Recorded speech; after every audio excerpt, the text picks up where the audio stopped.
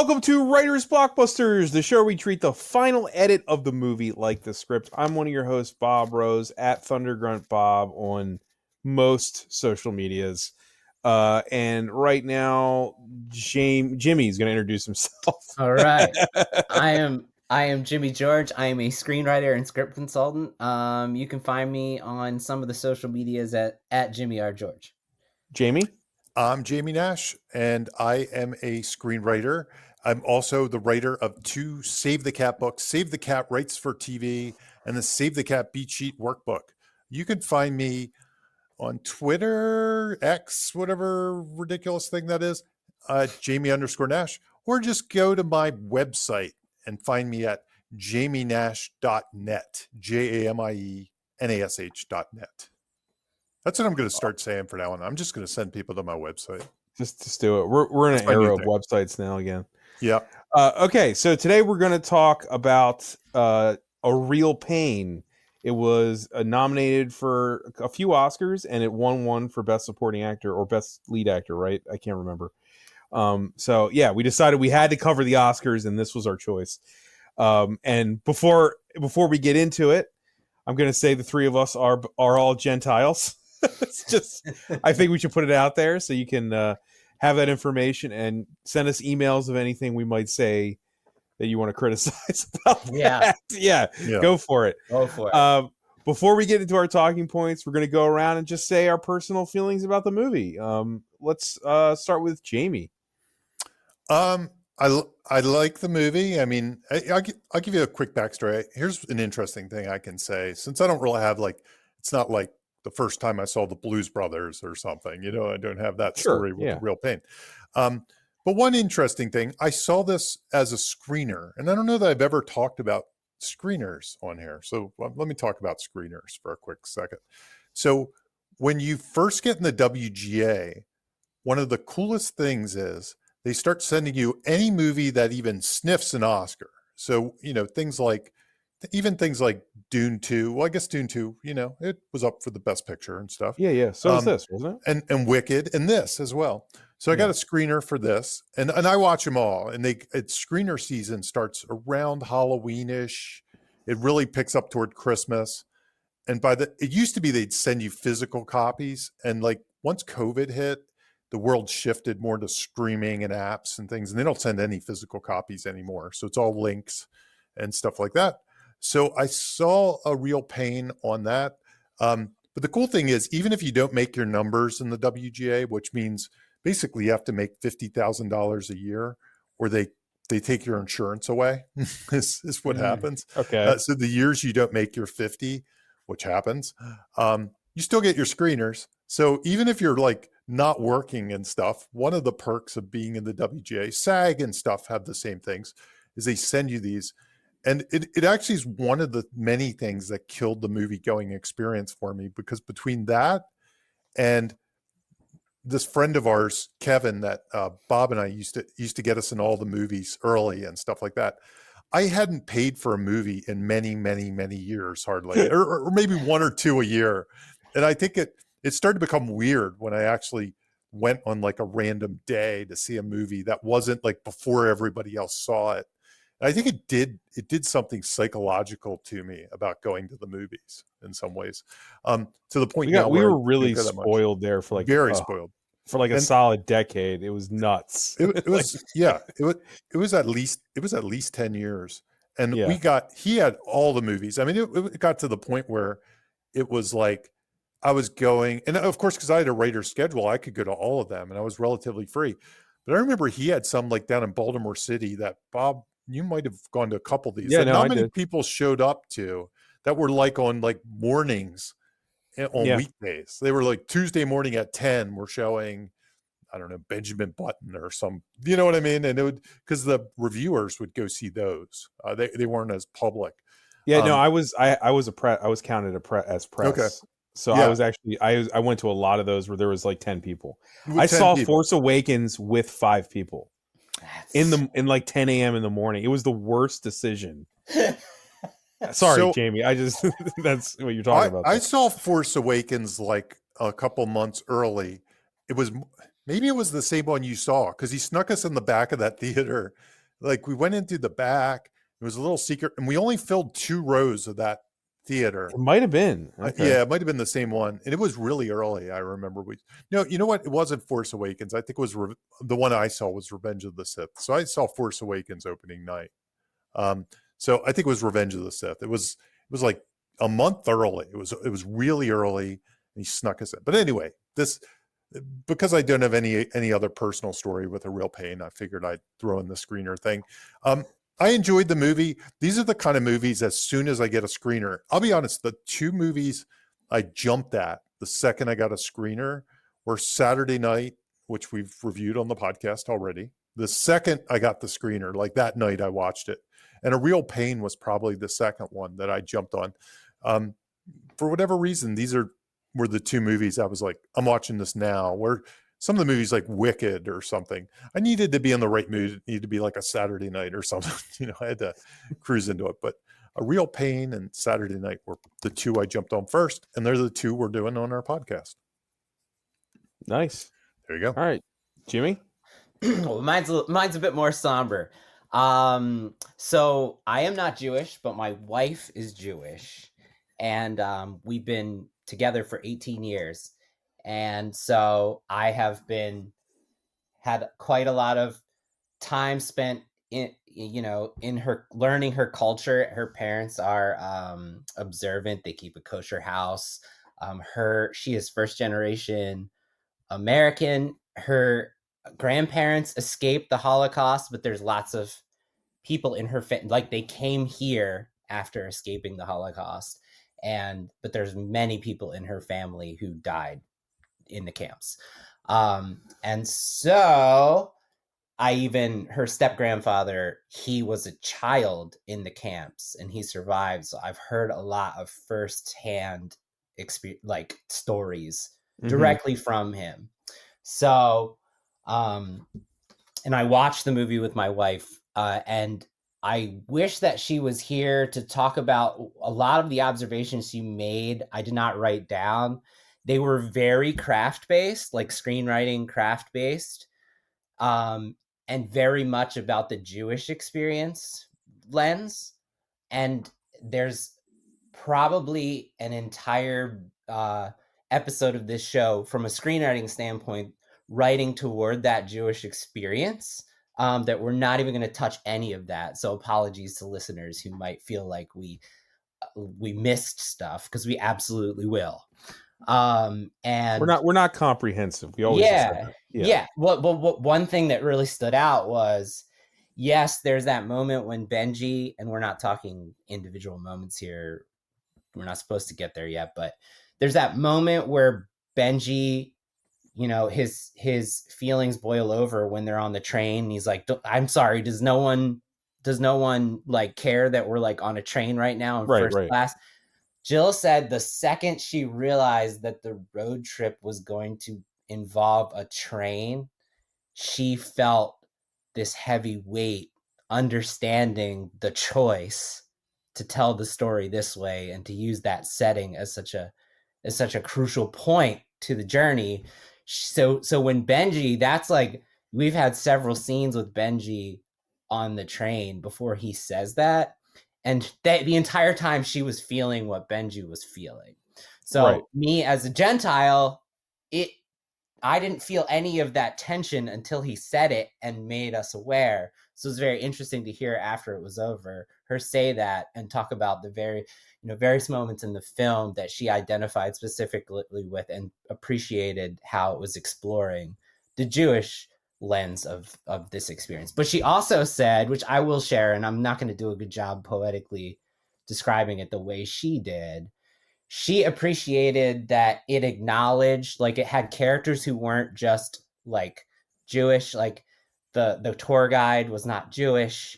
She loved that it minimized the Judaism aspect of the story and made it more accessible, and she appreciated the efforts to make it accessible to everyone to understand that this was like a global pain, that it impacted people who weren't only Jewish. And she really appreciated that, because she has expressed that she feels like that gets too much of the focus. So I'm really talking about my wife's experience, but it's important to me. And yeah, the other Thus, thing it is I'll important say, to us. yes, I will say on a lighter note, the one thing she said that I thought was really interesting, she said, you know, we could come up with a lot of topics like this, but she loved how it talked about like, what are we supposed to feel about it this now in 2025, being this far removed and yet so close to it? Like what are we supposed to feel about she said, like, what are we supposed to feel about Vietnam? Like, it existed, we need to acknowledge it. Like, how do we Right. wrestle with that? How as the descendants of that? Like, she appreciated that movies don't do this much, and she liked how it tried to do that and like made it important to talk about. So I'll say on a lighter note, man, I am we did not get to talk about this on the Social Network episode we did. For anyone who's listening, we did an episode on the Social Network. So we've talked about Jesse Eisenberg before as a performer, but I am a Jesse Eisenberg fanboy, OG, going back to 1999 when I think he was like 14. So he was on a short-lived show that I did not talk about on the Social Network episode. He was on a short-lived show on Fox called Get Real, starring him and Anne Hathaway. So I remember that. So future Lex Luthor and future Catwoman starred in a Friday night Fox dramedy that was like Ferris Bueller style, except imagine if Ferris Bueller was a Woody Allen character and he was the 14-year-old Woody Allen character. So he's talking to the camera, he's self-aware, there's voiceover of his, there's actually voiceover of all the characters, and all the characters talk to the camera. Anyway, he was so good in that show. And yeah, I've been following like Michael Cera, and I love Michael Cera. Michael Cera came around and he became more famous, and then everybody was like, Jesse Eisenberg stealing Michael Cera's bit. I remember that and too, it's like, yeah. no, dude, like Jesse Eisenberg's had a career for like 10 years before Superbad came out. So it's just interesting to remember him as like a 14-year-old. I remember reading an interview with him back then. So to show you how long he's been screenwriting, like since he was like 15 years old, he wrote a Woody Allen, and of course this was way before Woody Allen got canceled and all of that story. We're talking like early 90s, or mid 90s. He wrote a Woody Allen biopic when he was 14 that starred like a 14-year-old. It was like a Woody Allen biopic from the perspective of Woody Allen as like a 14-year-old. And he found Woody Allen's contact and like tried to get Woody Allen to make it with him starring as Woody Allen back when he was like 14 years old. So this guy has been pursuing this, working on this craft for 25 years and beyond. So it shows, you know, he didn't start this good. You know, I first saw him. I was at the Austin Heart of Film Festival, which is the screenwriting festival, and they have a parallel film festival at the same time. Most people go there for the screenwriting festival, and I saw a movie called Roger Dodger. Yes, yep. I remember Roger Dodger, yeah. And I kind of love the movie. It's kind of like one that not a ton of people have seen, but I remember him. That was the first time I saw him. Now it sounds like this stuff you're talking about predates that, you know, big time. Yeah, it does. Yeah, no, it does. Get Real. I can't honestly, believe that's the said first that. time. Yeah, I remember Get Real. It was Get Real. Yeah. I remember Get Real. No, and Michael Cera, I remember the whole thing with Michael Cera because I definitely remember reading Jesse Eisenberg is a poor man's Michael Cera and not agree. Like Jimmy, I didn't agree with it when they said that because I was like, number one, they both can exist. Yeah, I love. They both Michael can Cera. exist, but Michael Cera took a step back from fame, and now Jesse Eisenberg has like kind of found his way past that. I feel bad that he's always got this Woody Allen association, but I guess he's sort of but like he created that probably by his yeah. Well, I remember the writers of Zombieland, they literally like in the press were saying our pitch was Woody Allen goes on like Woody Allen in a zombie movie. and you pair him with a Macho Man. You know what I mean? But I remember the Woody Allen was like their Fucking pitch hilarious. for Zombieland, and that's why Jesse Eisenberg was such a big part of it.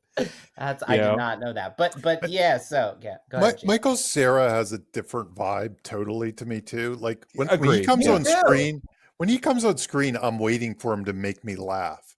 Where while Jesse Eisenberg can be funny in things and stuff, it's not like when he comes on screen, I'm waiting for him to make me laugh. It's as different of a vibe as Michael J. Fox to Eric Stoltz. To me, Yes, yeah. Jesse Eisenberg would not be a good Alan in Barbie. You know, right. It wouldn't work the same. It just doesn't have the same aura. So anyway, I just wanted to say it's awesome to knowing, you know, what I learned about him when I was first starting screenwriting. So that was the same time I was starting, knowing that he had already done that.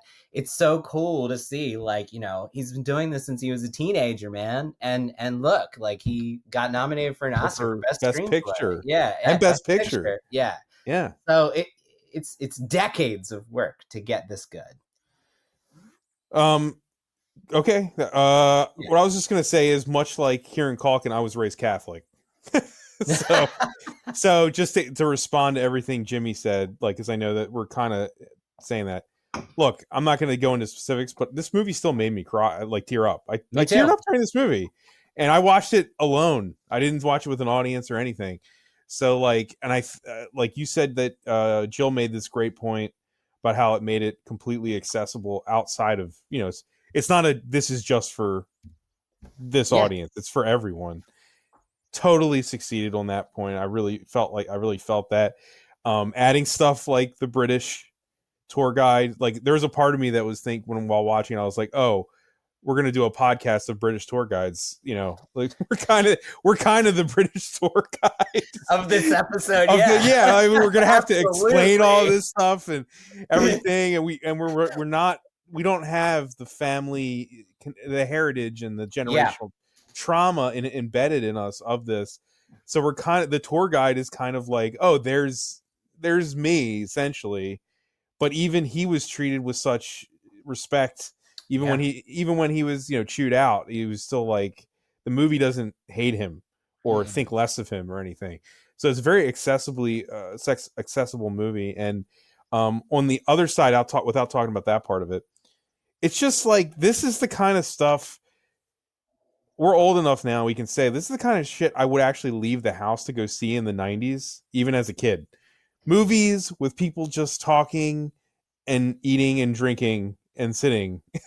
I'm not talking about what it's about so much. It's just like, this is actually what we used to leave our house to watch in like literally almost a play, right? Like this could easily be a play. I mean, really, right? I mean, this is almost a play script, and it's fine. I'm not insulting it. I'm glad it's a movie, but it just reminded me of, I don't know, 30 years ago, just the kind of movies I used to go watch, or just like hangout movies, like, you know. And man, I wish there was a world in which this kind of thing would be the thing that I'm spoiled like Jamie. Life is more difficult and different than it always has been. I didn't go see this in the movies. I miss a world where that was how it worked. I do.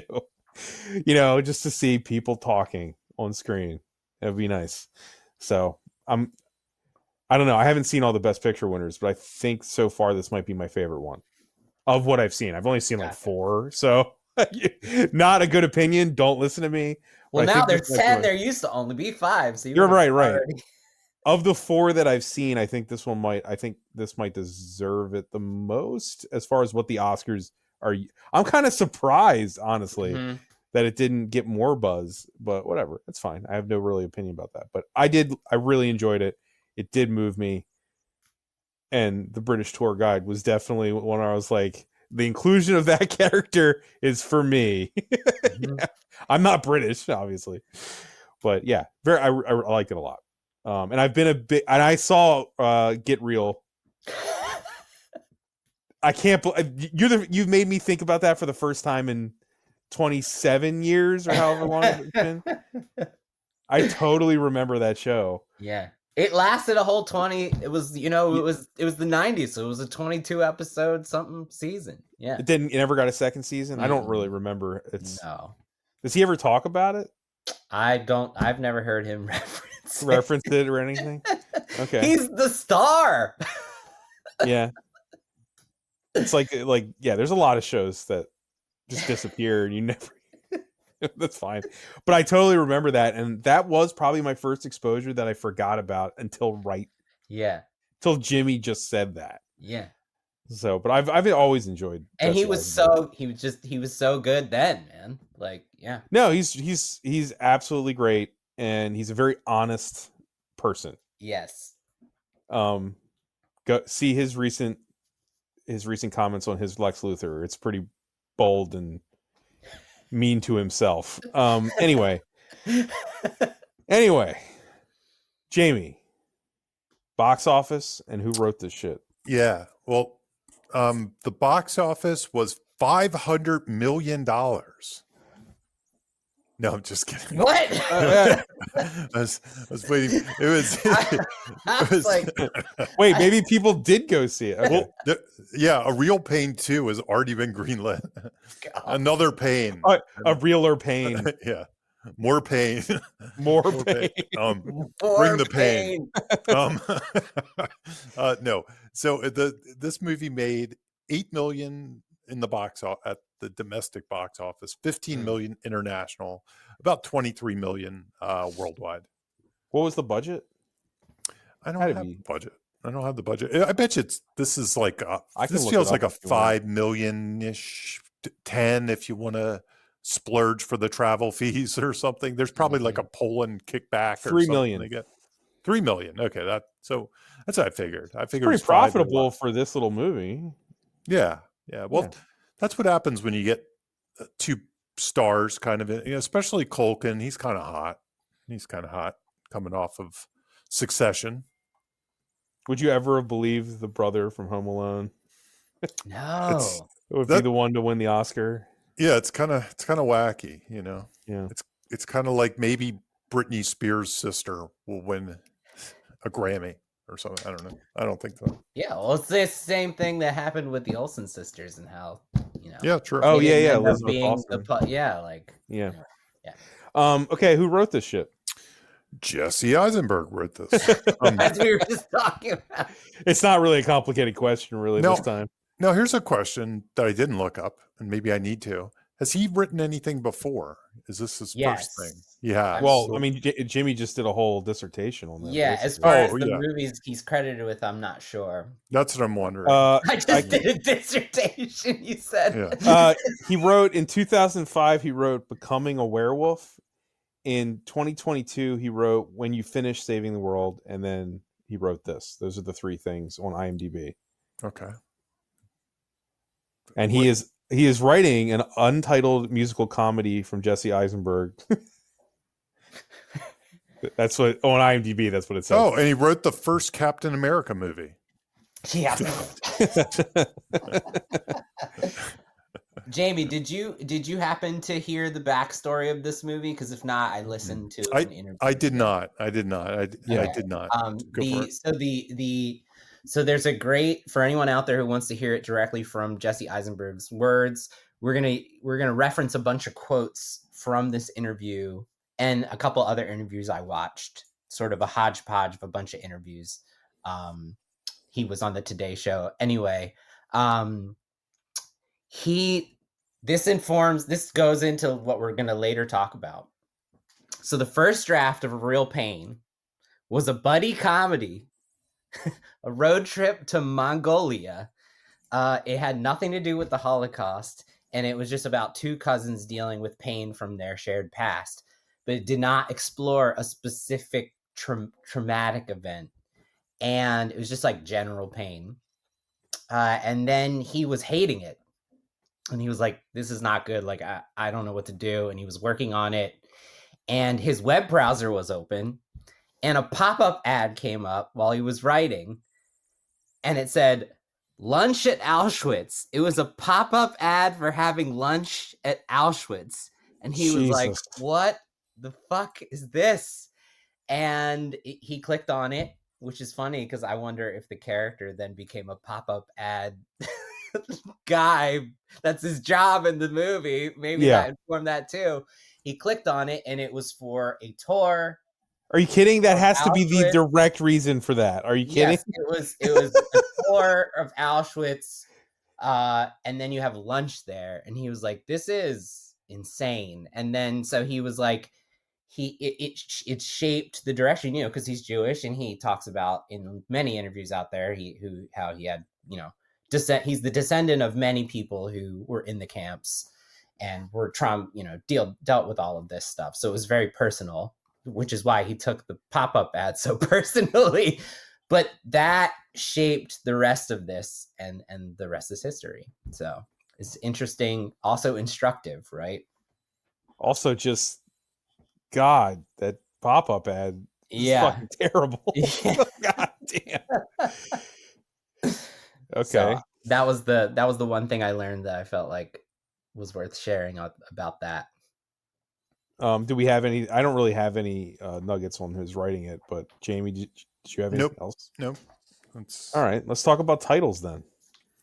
Yeah, I thought this one was it just was one we could talk about, something we probably don't talk about too much, which is titles. And one of the things I always strive for with titles, when people say, "Hey, how do you come up with the title?" And there's really a couple different ways, right? Like when I was a kid, Stephen King was popular, and it wasn't too hard to come up with the titles Carrie and Pet Sematary and Salem's Lot and things like that. The Mist. Well, The Mist might have been a little harder.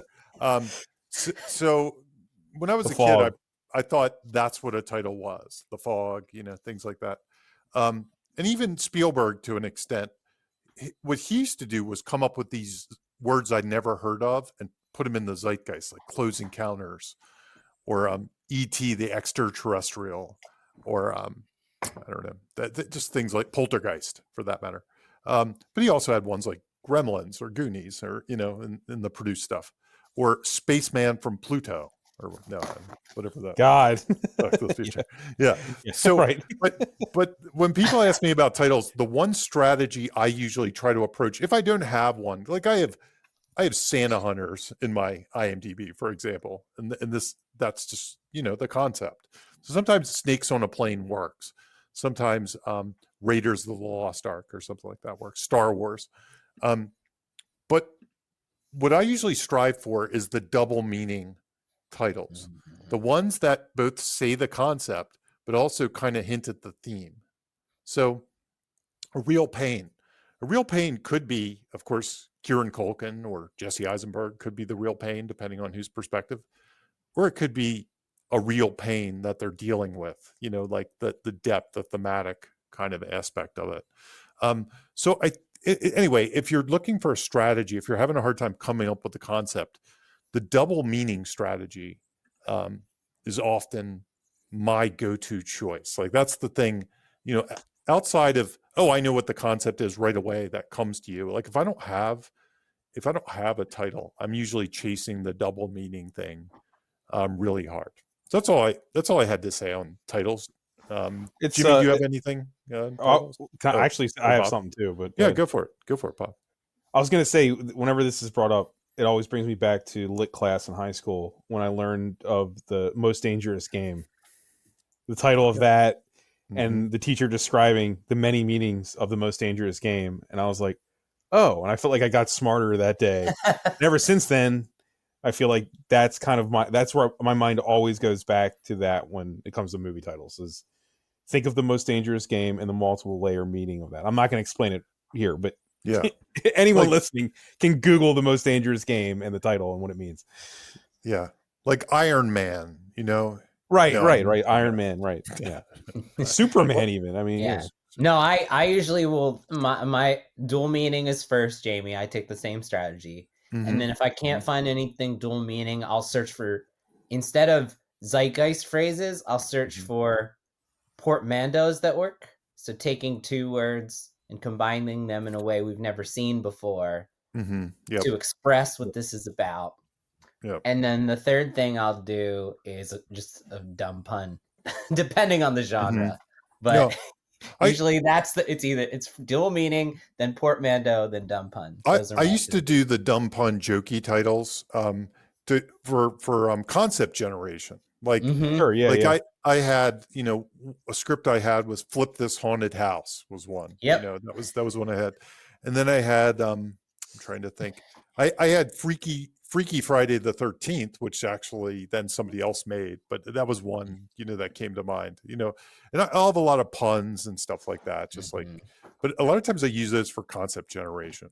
So I'll like have those even before. Yeah, like one of these days I'm going to write the really bad Scare Force one.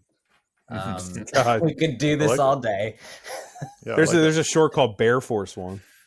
There you go. See, it's about Air Force One getting attacked by bears. So taking one word and changing it so that it. it's fresh and specific. Yeah, but a real pain is that approach where it's one phrase, many meanings that are explored through the story is usually my go-to as well. Yep. Yeah, and this one you could easily make a list of 15 ways that. Yeah, the techniques, I love that. Yeah, on how this works for the movie. Okay, big world, small relationship window. So this is mine, but it's mainly me going to ask Jamie to teach it. So, Jamie, do you want to introduce the notion of big world, small window? Believe it or not, there's only a handful of episodes we've talked about. It seems like we have talked about this tons, but when I look back, there's only like 6 episodes where we actually discussed this. So yeah, so here's a weird thing that a weird coincidence. I just got an email from someone named Maurice in Switzerland. Okay. And they asked me, because they were working on their thesis and they needed a reference. They listened to our podcast and they were using big world, small window in their thesis. And this literally just happened 2 seconds ago. So I figured I'd mention it. Okay. And I was like, I don't know that there is it's not a term I took from somewhere else knowingly, if I did. And I don't think I'm not saying I'm the only person that uses that term, but I don't know a resource that would have it. I think you've said it's from the Word Player website, from Terry Rossio and Ted Elliott. Yeah. Now I might have to revise my email to them because that might be true. That might be true. I've got every set of notes for 130 episodes. I'll find it for you.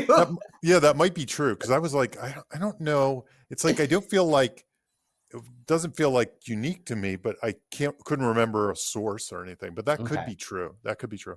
But anyway, so I'll have to revise that email. And then I told him we were doing a real pain, and he thought it was, or they, I don't know, Maurice. Gender wise, but they said that a real pain, they thought I was talking about them, and I had to explain it was the movie A Real Pain. So I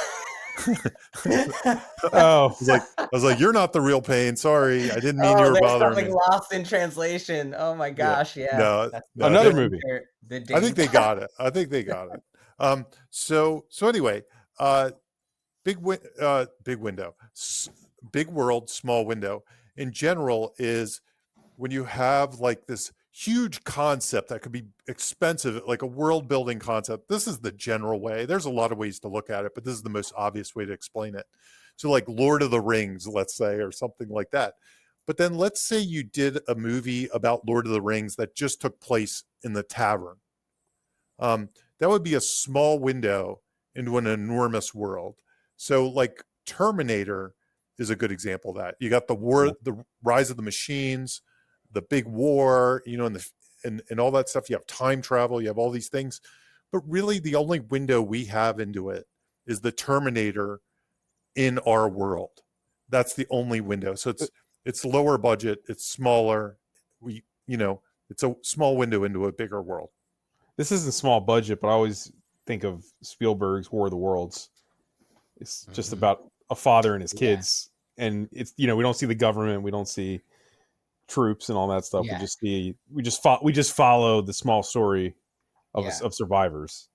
That's a little higher budget though, but no, but I love that both of you are bringing up like epic genre things, because this is like why I brought it up, because I don't think this technique is useful exclusively to those types of Right. experiences and stories. The one thing I should say about that technique, usually when I talk about it, it's in reference to what writers should write on spec. Like if you're a world building kind of writer, and it's probably not a great idea to write a $300 million movie that has no IP behind it, right? It's probably not a great idea to write that on spec. But if you can figure out the small window to that big world, that might be worthwhile. Mm-hmm. So yeah,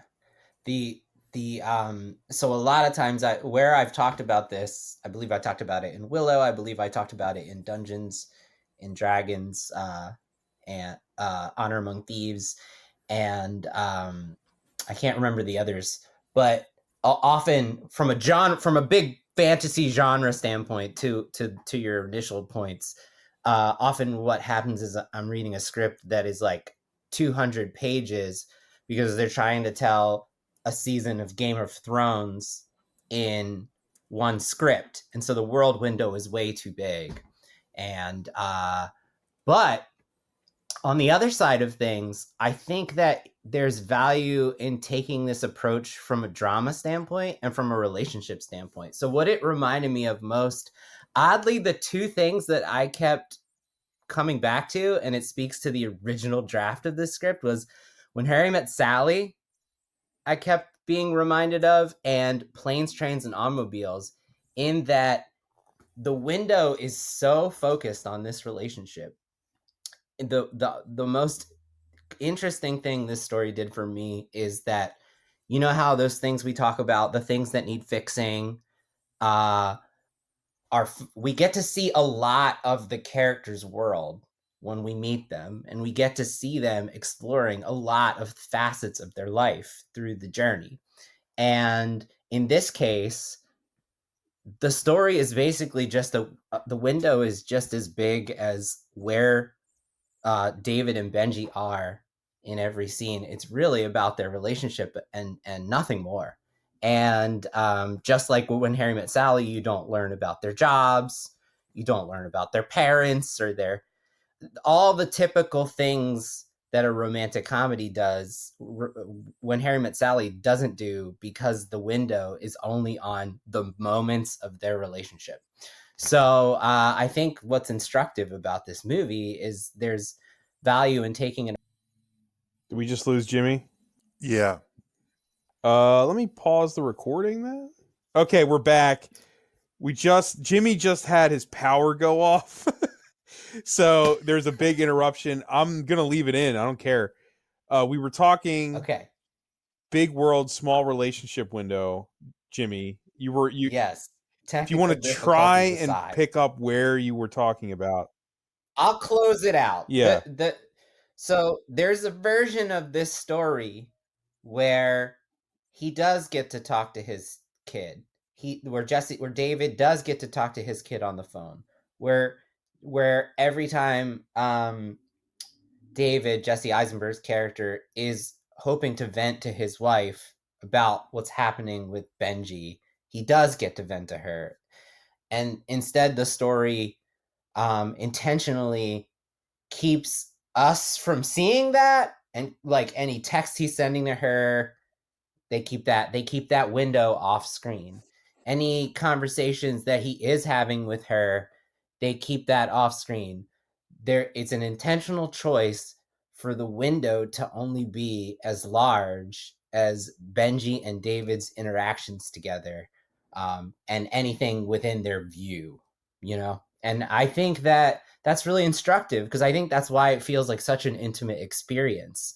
And that's one of the things I personally learned from watching this movie. Like, wow, look how well that worked. Not doing the traditional, like the relationship with his significant other, the relationship with his kid, the relationship at work. Like, the people, obviously things were happening at work that he was like, no, I managed to get off a week, but he has a stressful job. There's a version of his story that like takes you into that, and he's like answering emails even though he's not supposed to, and things like that. The script took the choice to only focus on Benji and David together, and that's the small relationship. The subset of it too is even more so on David, as as far and like Yeah. as far as the restaurant confession scene, Benji isn't right, because Benji Benji leaves, leaves. so it's following specifically David, but in so doing, it's only choosing to follow David with Benji or David by alone. You know what I mean? Mhm. Yeah. So it's very. I think that there's. It's very instructive in that way. You don't have to show what Marsha was saying when the guys weren't around, Yes. right? Yeah. Yeah. As much as we Yeah. might want to hear what Marsha has to say, it's not about that. Okay. Delaying exposition. So this one is mine too. This is another thing it did that I found interesting.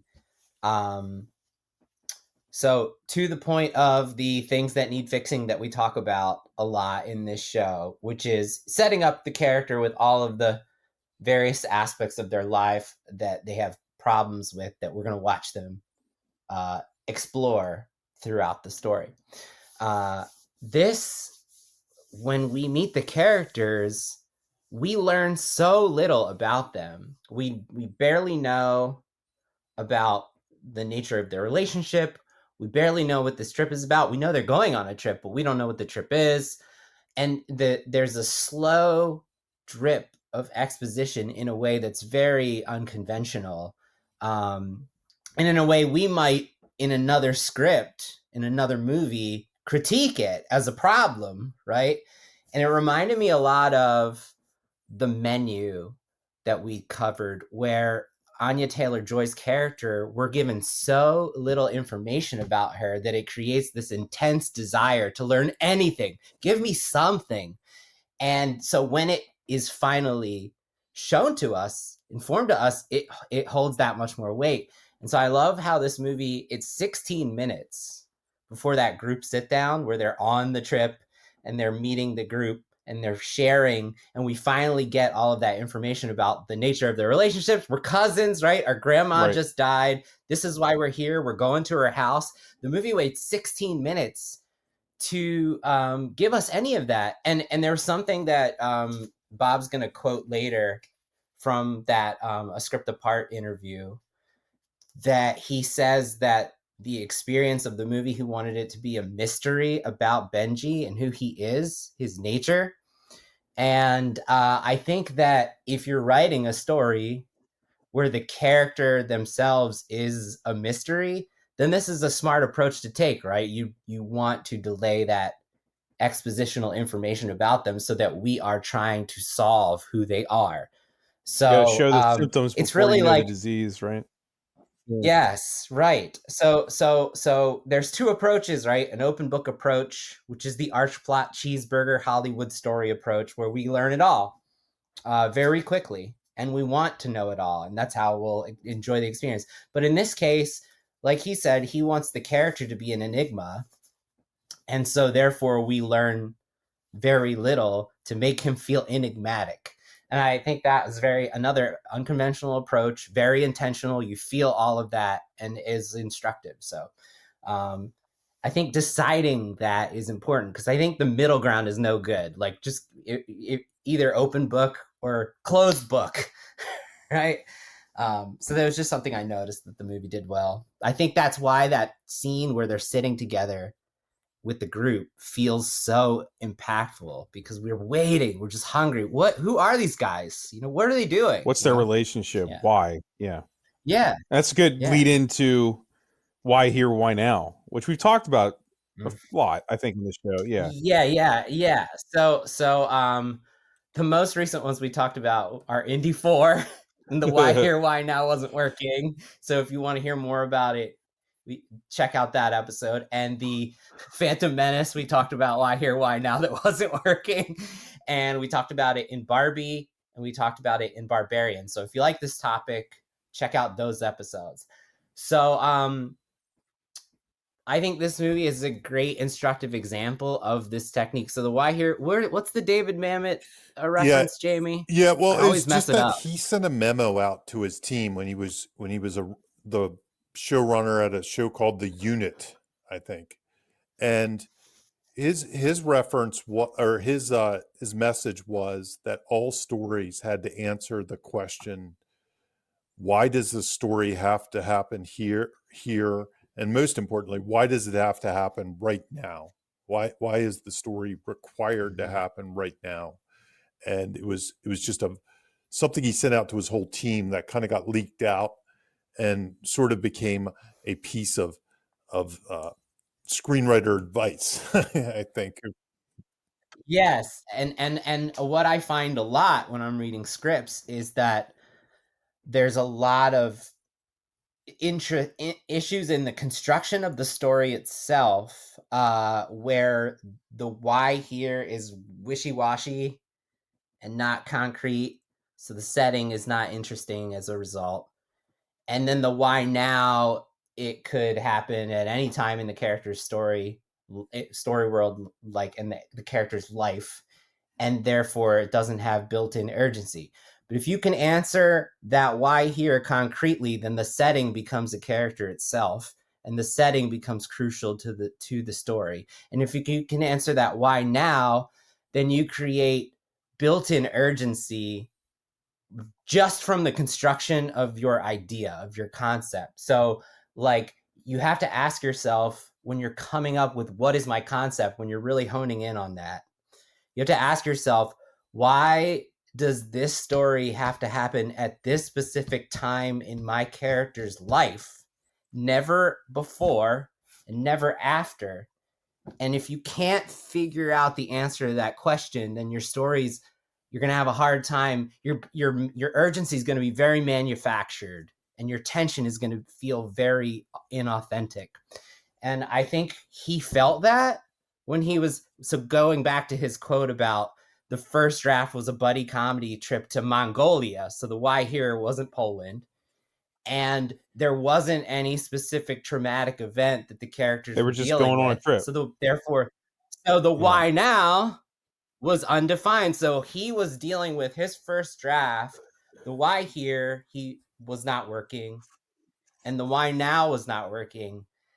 And it wasn't until he put that together that the movie started to become what it was and why it was so good. So what is that? So the why here is the Poland Holocaust Memorial It's Tour. personal to them. Yeah. It doesn't get any more specific And than that. their It's grandmother. not just a backdrop. Yeah, and the why now is the death of their grandmother. So they never would have taken this trip before. They wouldn't take this trip after. They'd take this trip now in both of their characters' lives. It is so specific. The why now is very the why specific. now. And There's actually, you could argue there's two why nows. The why now is he tried to commit suicide. That's true too. So they kind of, there's an urgency to David's character. Like, okay, I have to do this right now. Benji tried to off himself. He needs time with me. That is definitely a why now. This had to happen. I wrote down it's a forced reunion, basically. The why now part of it. But that forced reunion, to your point, is really about the suicide less than the grandma. They're sort of like double bump catalysts. You could almost put the grandma even though they happened before the story I'd almost started. put the grandma in the here and then the suicide in the now. They're all intertwined, which makes them great. That makes them great. But anyway, I think this movie's a great example of that, of those questions that you need to be asking yourself. Why does this story have to happen here? How can I make the setting a character itself, and the setting inherent to everything that's happening with the characters? And then because a lot of scripts I read, the setting is very throwaway. And a lot of the scripts I read, like I said, I'm talking about aspiring screenwriter scripts. A lot of the times, like, there's no why now, or the why now is kind of iffy. So yeah, I think what's cool is that he was dealing with these things. He was figuring this out, and it wasn't working before, and this is what made it work. The Holocaust Memorial Tour. The original script sounded like The Hangover without a guy missing. Right? It's weird, right? It's fascinating. I love it. I love hearing this stuff. I love learning this stuff. Okay, I think this might be the main reason we chose this one, which was arc plot versus mini plot. Mm-hmm. That's why we kind of settled on, out of the Oscar choices, we settled on this. Yeah. Is this Jamie, right? Well, I can jump in here. And honestly, what we just talked about does pertain to this topic. So I'll Sure, blend it in a little bit. So this idea that we're about to describe comes from Robert McGee's story. And Robert McGee, the classic, I guess, book written in the 90s. He's kind of this character. His stuff reads like a professor. One of my favorite things that I like to reference, though, is this from him. And he describes 3 types of stories. He describes arch plot, mini plot, and anti-plot, essentially. Arch plot, and he has a triangle. You can actually Google this. You can look for if you say arch plot, mini plot, you'll find this triangle he does. Because he basically says there's a spectrum of these kind of stories. So at the top of the triangle is arch plot. And arch plot is classic storytelling. We always say in this show, it's the cheeseburger of movies. If you want to go for a classic cheeseburger, you're going to probably go for an arch plot. And arch plot usually has causality, setup, payoff. Setup, payoff runs rampant. If something's set up, it gets paid off. Usually things that happen are set up. They don't come out of randomness or out of the blue or anything like that. They usually have, related to that, closed endings. Everything gets kind of tied up, like everything gets paid off essentially, and there's some kind of closed ending to it. They usually have linear time. They're usually kind of told in a very straightforward, linear way in some way. They have mostly external conflict, and honestly related to what we just talked about, which I'll talk about more when we get to the next topic. External stakes as well. The stakes are often kind of external kind of things. They usually have single protagonists, and they usually have consistent realities. Like you understand the rules of the universe. Random, surreal, almost trippy things don't happen very often in an arch plot, unless they're set up in advance, unless there's some kind of rule-based thing. Mini plot or minimalism it's kind of like arch plot. It has elements of arch plot, but it pick and chooses where it uses it. So it usually has just enough arch plot to keep us interested and keep us engaged, but then it doesn't go all in on all the aspects of arch plot. So sometimes it has open endings. Sometimes it has internal conflicts and stakes, which is kind of the case with this movie, which I'll get to in 1 second. It has multi-protagonists, and it has often passive protagonists. Often they don't have a lot of agency. They're just letting things happen to them. And last but not least, and I'll just do this one really quick, is anti-plot. The anti-plot usually is the more surreal stuff. It's the more David Lynch, though not, as we found, Mulholland Drive, if you listen to our Mulholland Drive episode, but kind of the stuff you associate with Lynch, where things are like a little weird. Maybe they have non-linear time they're telling stories in. There's coincidence. The Tree of life. Exactly. Inconsistent realities. Like the rules of the world don't exactly make sense. The one thing I did want to point out based on what the why now is, so most cheeseburger movies, the why now is a very external thing. Iron Man has to stop warmonger before he blows up the world or something like that, or whatever the thing is. It's that, blow up the world is very external. It's not like Iron Man must stop warmonger to regain his confidence or something like that. Like that's a more, and regain his confidence might be the character arc, but the stakes driving the why now are often external. And I work with a lot of writers. I just did a seminar with a bunch of writers who were pitching stories every week in the seminar. And a lot of people struggle with internal versus external stakes. And if you're intentionally going for a movie like this, internal stakes are fine.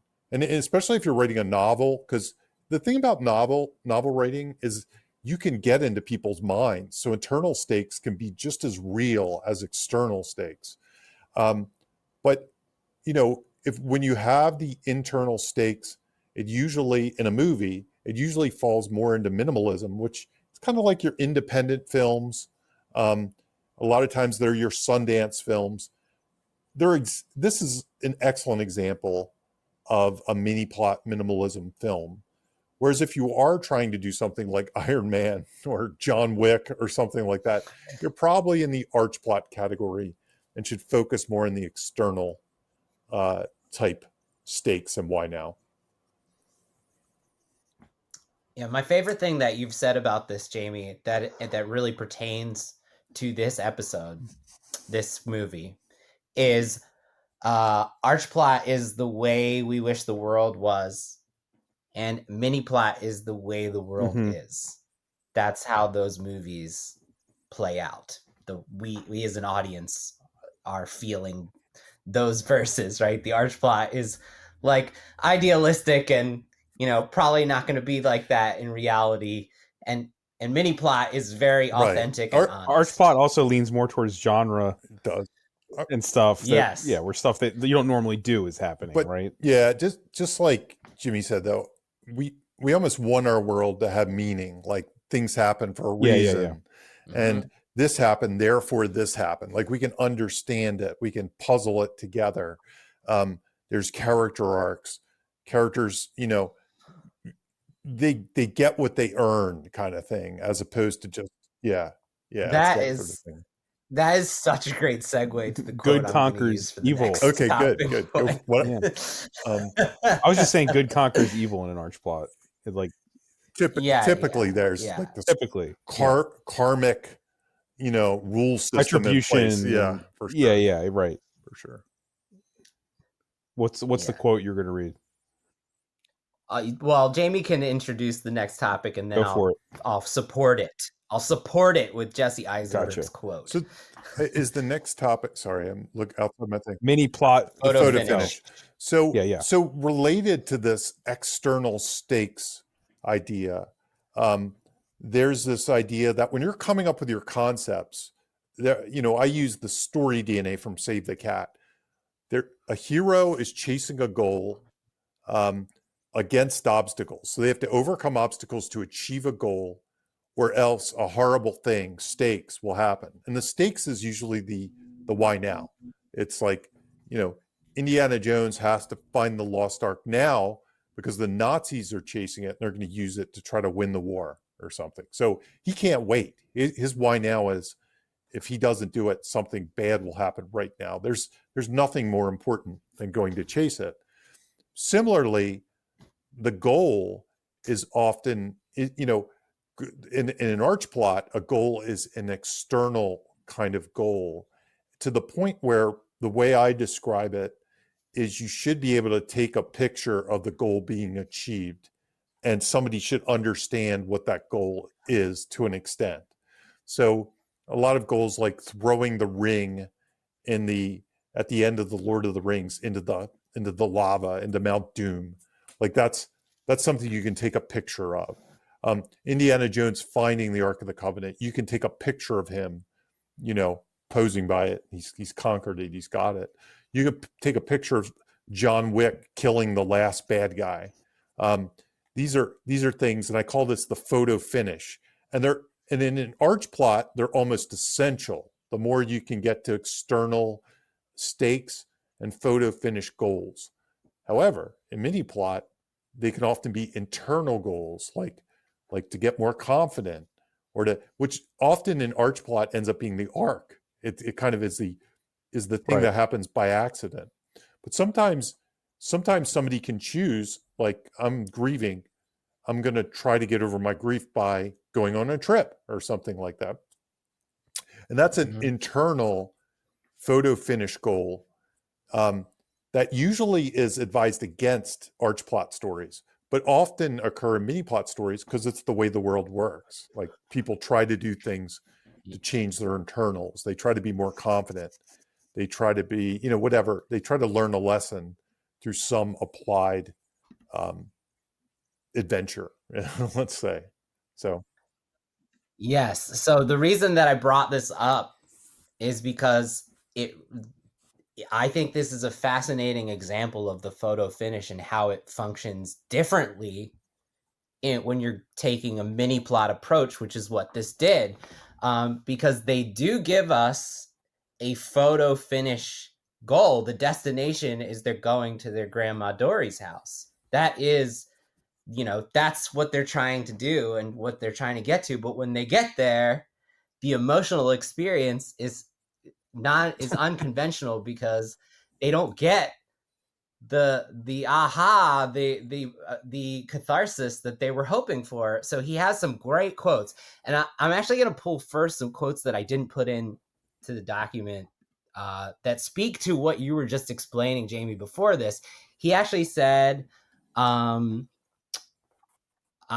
it can be painful not to be connected to something bigger. This is Jesse Eisenberg. To not have purpose, to not have a cause. I find the act of searching for meaning for my life to be therapeutic. And so that was really what he was trying to do, right? Like they were searching for meaning for this pain. So his quote about the Grandma Dory's house moment, here's what he said.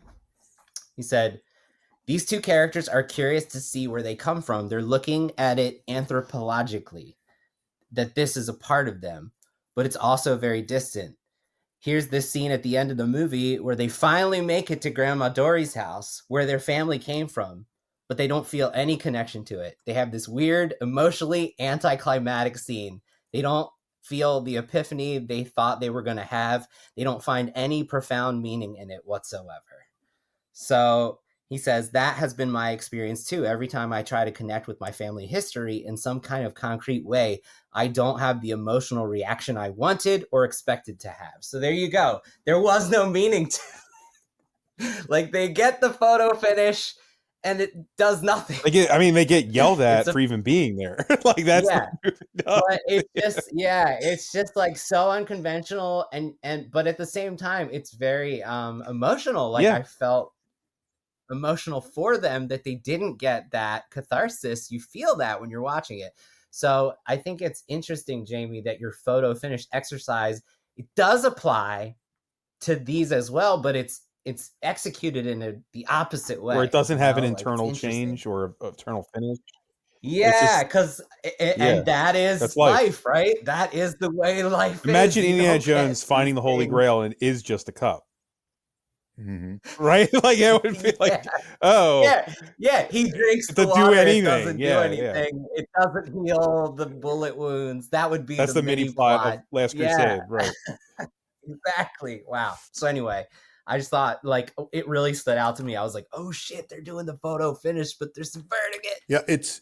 What the other thing that's interesting, talking point I put on here is just how tricky it can be and sometimes this is where people get confused when they try to do something like Save the Cat and they try to apply mini plot, because mini plot almost assumes, it's going to kind of look like a movie, but we're going to, it might not be the bolts might not be as tightened as far as all those things I mentioned, the cause effect, the closed endings, and all that stuff, the one hero, the arc, but all this stuff is very fast or loose. So I saw that SaveTheCat.com did a beat sheet on this movie. It's out there, you can go check it out.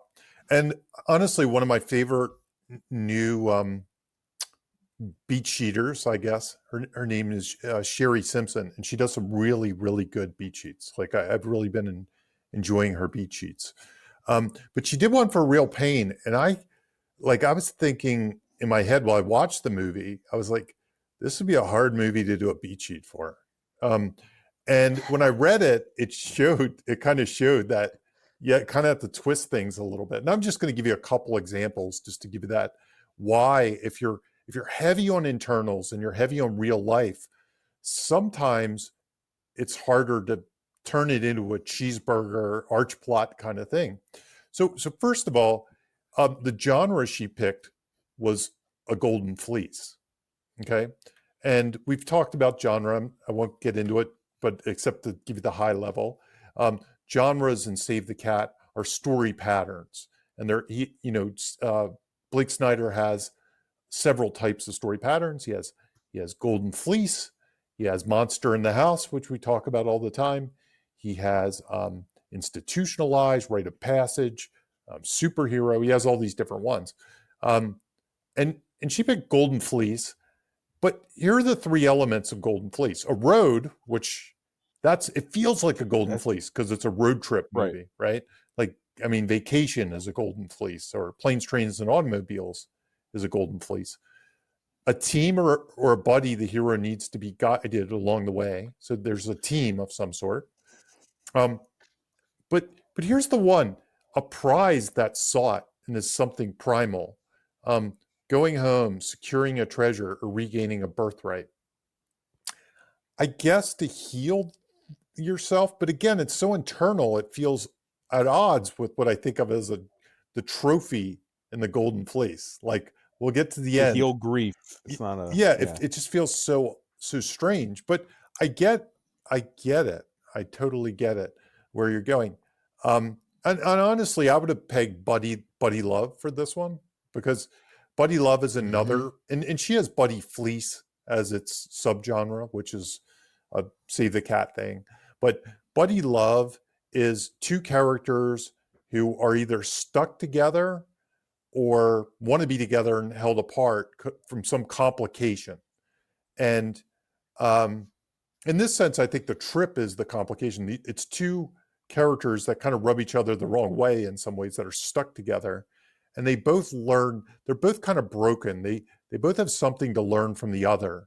And if they both learn the thing from the other, they can kind of become whole in some ways. I think that's kind of what the story is. But anyway, just in a Save the Cat world, just to give you an example, like, what would be the catalyst of this movie? Like, could you peg that? It happened before the movie suicide. Right. So David admits that the trip basically happened because of the suicide. Right. Now you could, that's unusual. So even in movies like that are arch plots, sometimes there is a suicide and things like that pertain to the character arc that happened before the movie started. But then there's still another catalyst. It's still like, and then the person gets struck by lightning and turns into Lightning Man or something, but so in this one, and so for her she was trying to figure out the catalyst, because I don't really think there is one. It's like already in motion. The cousins possibly could have skated through this vacay with tongues held and tempers at a low simmer. But the first part of the trip is with a tour group. Once they meet their team with all the requisite limps and eye patches, which is a Save the Cat thing, much will be exposed, and David and Benji will begin to see each other anew through these people's eyes. It's not really a catalyst. It kind of has feelings. Like, it's not something out of the blue that happens to them. It's the plan that's already in motion. They meet the people that they already planned to meet. It's not like a surprise that happens to them. And in the defense of this beat sheet, I'm not sure that there is a catalyst, and I'll give you the only other one I'll skip to the All Is Lost. The All Is Lost is in this particular one is Benji and David get high again on the roof of a hotel, but there is no joy this time. It's not all is lost like in the traditional sense. It's something bad happens to them, and now the mission, they split up, they break up or something like that. It's kind of just like finding moments of up and down and kind of forcing them into the buckets, because this movie, because it's kind of mirroring real life a little more, might not have all the ups and downs. It's more internal. So, and I didn't do as my own Save the Cat beat sheet. Maybe there are other spots that I would have picked, and maybe they come at different times than they're supposed to, and that's what's throwing off this beat sheet.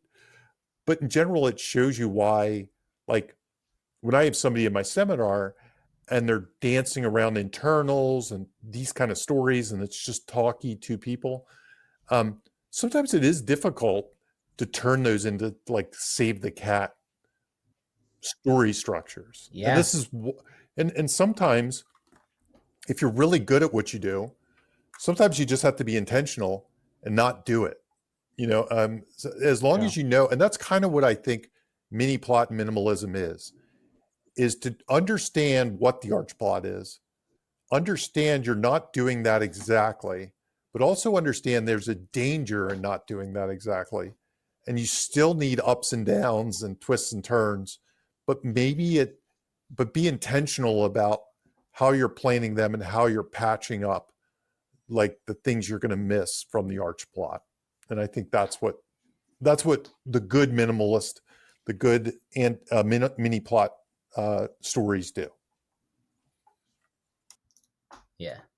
And to your point, I think that goal, giving them a destination and not just making them go to the Holocaust tour itself, speaks to what you're saying. We get. I didn't track it, but when I left it, I was like, I bet I could track that every 10 minutes we get a Grandma Dory's reminder. Yeah. So that amidst the indie, not Hollywood cheeseburger experience, we're just getting those pillar moments. Don't forget, like, there is a destination that's accessible for you audience members who are used to that type of experience that we're going to get to. But when you get there, you're not going to get the emotions we were promising. Yep. Yeah. And this kind of works itself into the opening and closing images, doesn't it? Yeah, I put this on here because I love hearing Jamie talk about the opening closing beat. I really do. And I thought that this was a very instructive example of how mini plot approaches that. Yeah. So, And, Jamie, dovetailing off the Save the Cat thing. So in the Save the Cat 15 beats, the first and the last ones are the opening image and the closing image. Might be the final image. I always call it the closing image, and then I'm always like, and my editor always, it goes better with opening. It does, and then the editor's always changing it to final image because that's what Blake coined it. But I always call it opening and closing. Shouldn't it be first image, final image instead of that? Yeah, it doesn't matter. Opening's the one I always get right, so I'm not changing that. Okay. Yeah, open, but I do think technically it's opening and final, but I always put closing. So the opening image and the closing or final image work together. They're usually, you almost think of them, usually conceive of them almost in the beginning when you're doing a beat sheet. And they can change, obviously, everything can change. But in the opening usually signifies some way that the world is different in the beginning, whether for your characters, whether thematic, whether for the world. And sometimes it's like something like Jaws, where it's dark and its shark is trolling the ocean, but then at the end it's people swimming toward the sunset laughing, but it's still kind of bookending. There's an echo, there's poetry. Is it George Lucas who said they all rhyme, yes, or something, whatever. It cycles. Yeah. He said it's circular or something. He used a word like rhyme, which I think is always funny. I think it's rhyme he used, but it's somehow echo. It's somehow that mirror images of the same thing, a before and after picture. And sometimes you'd be surprised when you start tracking these, and this goes beyond Save the Cat, even though Save the Cat codified it. But even to past movies and things like that, this is a tool and a technique that a lot of people have been using for a long time, whether it be in novels, whether it be in movies, whether it be in TV shows. It's kind of a setup payoff in some ways. It's the ultimate setup payoff. It's like, not only are all these things setting up and paying off throughout your story, but also the opening and the closing image are setup payoff in some way. Yep. Mm-hmm. It's like the two dates on the sides of a tombstone, right? Like all the stuff happened in between, but there's where you start, there's a begin. In the actual script, I'm not going to read the whole scene, but the closing image, the first sentence of it is back at the airport in a repeat of our opening shot. So he literally says it. Literally calls it out in the script. And in this case, it says a lot about where we are and where Benji is. And yes, he doesn't. No, his grief change. is still there. He's still him. He still wants to stay at the airport and see interesting people, right? Yes, and so in that interview with the Script Apart, he gave a really lengthy answer that explains his intent and execution of this, and I gave it to Bob, asking if he could read it for us to really talk about how this approach is unconventional. Sure. This is a pretty lengthy quote for everyone listening, just so you know. You want me to read it now? Okay. Yeah, man. This is all Jesse Eisenberg. If I could boil down the journey of the movie as a story, the story's told through David's perspective, trying to understand his history and trying to understand his cousin and the history he has with his cousin. Over the course of the movie, David and the audience are trying to get into the mind of Benji, who is a total mystery to David, because Benji is simultaneously the happiest person he knows and the saddest. He's the most obnoxious, but also he's the most emotionally perceptive person. At the end of the movie, we're peaking emotionally together. David thinks he understands Benji and can have a relationship with him. But when he invites Benji over and he rejects him glibly, David realizes he still doesn't understand Benji and never will. There will forever be a chasm between them. But David feels he no longer has to live in Benji's shadow. He no longer has to feel that his life is worthless because Benji is authentic and David is fake, or because Benji is cool and he's not, or because Benji's savvy and social while David's naive and antisocial. David's not transformed, but he is more comfortable in his own skin, a bit more self-actualized than he was.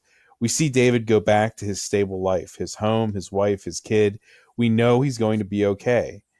But then we go back to Benji at the airport and we see that he's in trouble and we can't get into his head. We end up in close up on the ambiguous expression of sadness, interest, curiosity, and mystery. So that's the journey. It's not traditional. David doesn't suddenly become cool. Benji suddenly doesn't become mentally healthy. I wanted the audience to feel sympathy for Benji, this guy who's obnoxious, manipulative, and self-centered and hard to take. I wanted the audience and David to learn that this guy is in real pain. By the end, when we see Benji the same way we did when we met him, we understand he's in pain, and there's nothing anyone can do about it to make it better. David understands he can't save Benji or make him feel better. The arc is for the audience to fall in love with a character who's tough to take. Our heart has opened for this person who seemed impossible to love 90 minutes ago. So there you go. I mean, it wasn't about the characters growing. It's a great double feature with What About Bob? Oh man, we always say I'm not saying What About Bob as a movie has any parallels, but when I was reading this when you first sent it to me, I got to the end and I was like, man, it made me think about What About Bob. Yeah, just a character who's completely annoying but still somehow charming, that the other guy completely cannot stand. Man, we got to put that on the list soon. Yeah. But Jamie, what I love about this is it speaks to how, you said you gotta know the cheeseburger, right? You gotta know the arch plot traditional structure in order to subvert it. And so he understood that this is exactly what he needed to do for this story. He needed to use the exact opening and closing image traditional technique to convey to us that nothing has changed. That the characters have not It's not through the fault of the writing that nothing's changed. It's intentional. Completely intentional. It's the point. Yes. It's the point. The pain is not cured. Yeah. It's not going away. And I think you can learn from this if you're trying to write a story that's like this. To Jamie's point about that Save the Cat beat sheet, and no offense to the writer of that who was tasked with doing that, but a lot of people are trying to force their story into these things and it's not working. And that's because they don't need to do that, right? There are other ways about this. Well, I mean, in a way, there is a lot learned still, right? I mean, we learn and David learns. Yeah. David learns, is Benji. There's no, and he doesn't move, but there is a lot that happens still. And what, the marketing is Save the Cat. They like they often use the term. It's like a language as well. The value of Save the Cat's a language. And in some ways, this mini plot movie is using the language. It might be subverting it. Yeah, but it's using the language of story by knowing that you're used to an opening closing image with change. To show you there's no change. Yep. But you recognize that that's the moment of change. And therefore, when you see it hasn't happened, you know it hasn't happened because it's using that language. Well, so it's what's it's having a Yeah. conversation with that language is what I'm saying. Even if Yep. it's not prescribed. Yeah. Intentionally. Yeah. the obvious closing image of this movie is literally planes, trains, and automobiles, right? It's the Mhm. two of them triumphantly returning to David's house and Benji sitting down to have a nice family dinner, and it freeze frames on him smiling. Yes. Not that there's anything wrong with that. Hollywood cheeseburger Yeah, there's version nothing of wrong this. with that, but that's No. what we expect, kind of, completely. Yes. And that's why it was reminding me of it as I was watching it, because Steve Martin's is an emotionally Right. closed off character who's not willing to be vulnerable, and he's confronted with this forced to spend his time with this character who is emotionally available and Charming and says what's on his beloved mind and charming and all of these things, and that forces Steve Martin's character to grow and change. And in this case, he does say, David's not transformed, but he's a little better than he was before. So, but we don't get that ending at the dinner table. No, I was going to say, like, this is not, I wouldn't call this movie a comedy. It's very funny. But the three movies Right. it reminded me of while watching the most were Planes, Trains, and Automobiles, What About Bob, and Clerks. And that's because I thought you were going to say Tommy Boy. Tommy Boy also kind of works. It does, right? Yeah. Yeah. But Clerks also came to mind in a big way because of how the two operate with each other. Mm-hmm. Yeah, I see like that. Dante is this closed off guy who everyone kind of is annoyed by, and Randall, people like him. He's charismatic, but he annoys the crap out of Dante. But they still love each other for who they are. There's a lot there. It doesn't have the historical and generational trauma aspects, obviously. But when you put the Holocaust on Clerks, right, then you kind of get a real pain, right? Yeah, when you put the Holocaust trauma tour premise paint on those things, it becomes this. Yeah. So, like at the end of those movies, the people are kind of still the same, right? If you think about all three of those movies, but we'll talk about that another time. Mini plot ensembles. This is another one I'm forcing Jamie to do. Yeah. So just write things down for Jamie to explain. That's what this is. Yeah. I love it. So I just love listening to Jamie teach. That's all. I need to turn the AI on at this point. So there's a couple things before we get into this. So this is a thing I came up with for the Save the Cat beat sheet workbook that helps you write your ensembles. And the Save the Cat beat sheet workbook is like a journal that if you go through it, eventually you'll have like this big Bible of stuff ready to write your script is kind of the idea of it. Like it asks you all these questions and has you do all these exercises. And then in the end, you have all this stuff in theory, including a Save the Cat beat sheet.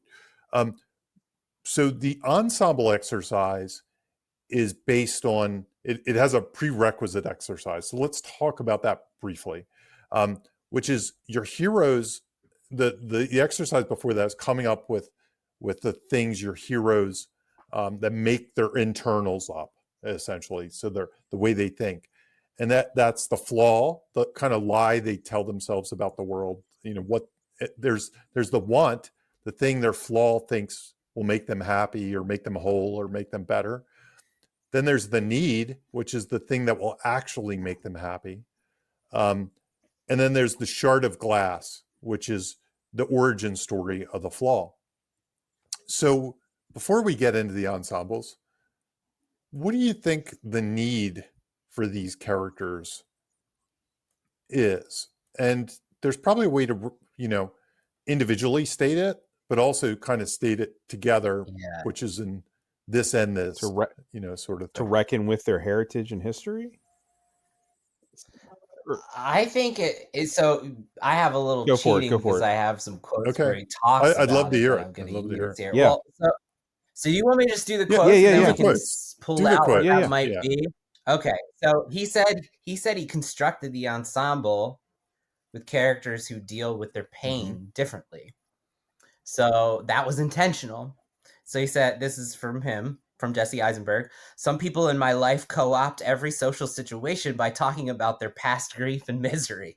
I find it to be so strangely burdensome and immodest. That's what I was trying to talk about. I walk around miserable. I was just trying to reflect on how, yes, I acknowledge that we're all in pain. We get it. Now shut up and move forward with your day. By contrast, Benji, when he's in pain, he starts yelling at everyone, and he starts telling everyone exactly how he's feeling, and that's how he deals with his pain. But the movie doesn't take a stand on which is more healthy. So that's why I brought it up, because it is using your ensemble assemble and the arch plot 3-act structure way in which an ensemble is constructed in order to force the character to deal with their problems, but no one's changing. And he's not saying that any of these ways to deal with it. He's basically saying none of the ensemble is right in their path, and none of the ensemble is wrong in their path. They just are, and I found that fascinating because it feels like it is doing exactly what you teach, Jamie, but it's subverting it again. This applies to almost everyone in that group too, right? Like it's not just the two of them. That's what I'm saying. Yeah, it's all the characters. And for instance, like what Jill pointed out, and again, I'm going to do a poor job paraphrasing her because she did it so perfectly, is she recognized, so the older couple that was there who has family, they're second generation, so they would be like her Jill's parents. And the second generation, Jill says, it's so authentic, those two characters, because the second generation doesn't feel like they deserve to explore the suffering of their parents. They feel like they have a responsibility to enjoy their life. And so that couple, when Benji is like talking about the train, like, don't you guys realize like, what do you want me to do? This? Like, right? The guy's like, you're not going to find any suffering in the back of the train either. No, and that Bill was like, holy shit, that is like my family, like the elders. That guy was a family. character from Curb Your Enthusiasm, 100%. He was like, what do you want me to do? Find suffering here? I think it speaks. Yeah, I think it speaks to Jamie's ensemble assemble, right? This is a couple that's dealing with pain differently than how Marsha's dealing with pain, and how the other guys who converted to Judaism is dealing with pain, and even how the tour guide is dealing with pain. And they're all different, spokes on this wheel of pain. They're different mirrors, right, Jamie? Right. And to kind of combine or to kind of state the two heroes' needs, I mean, and this is purely me watching the movie and picking this up. There's no way, right? Yeah. I'm sorry. No problem. But it kind of is important to like establish that as the baseline before you move to the ensemble. I think Eisenberg's Ben, right? I get him confused. David. He's David. He's David. So Eisenberg's character, he is trying to project manage his way through grief, is the way I saw it, right?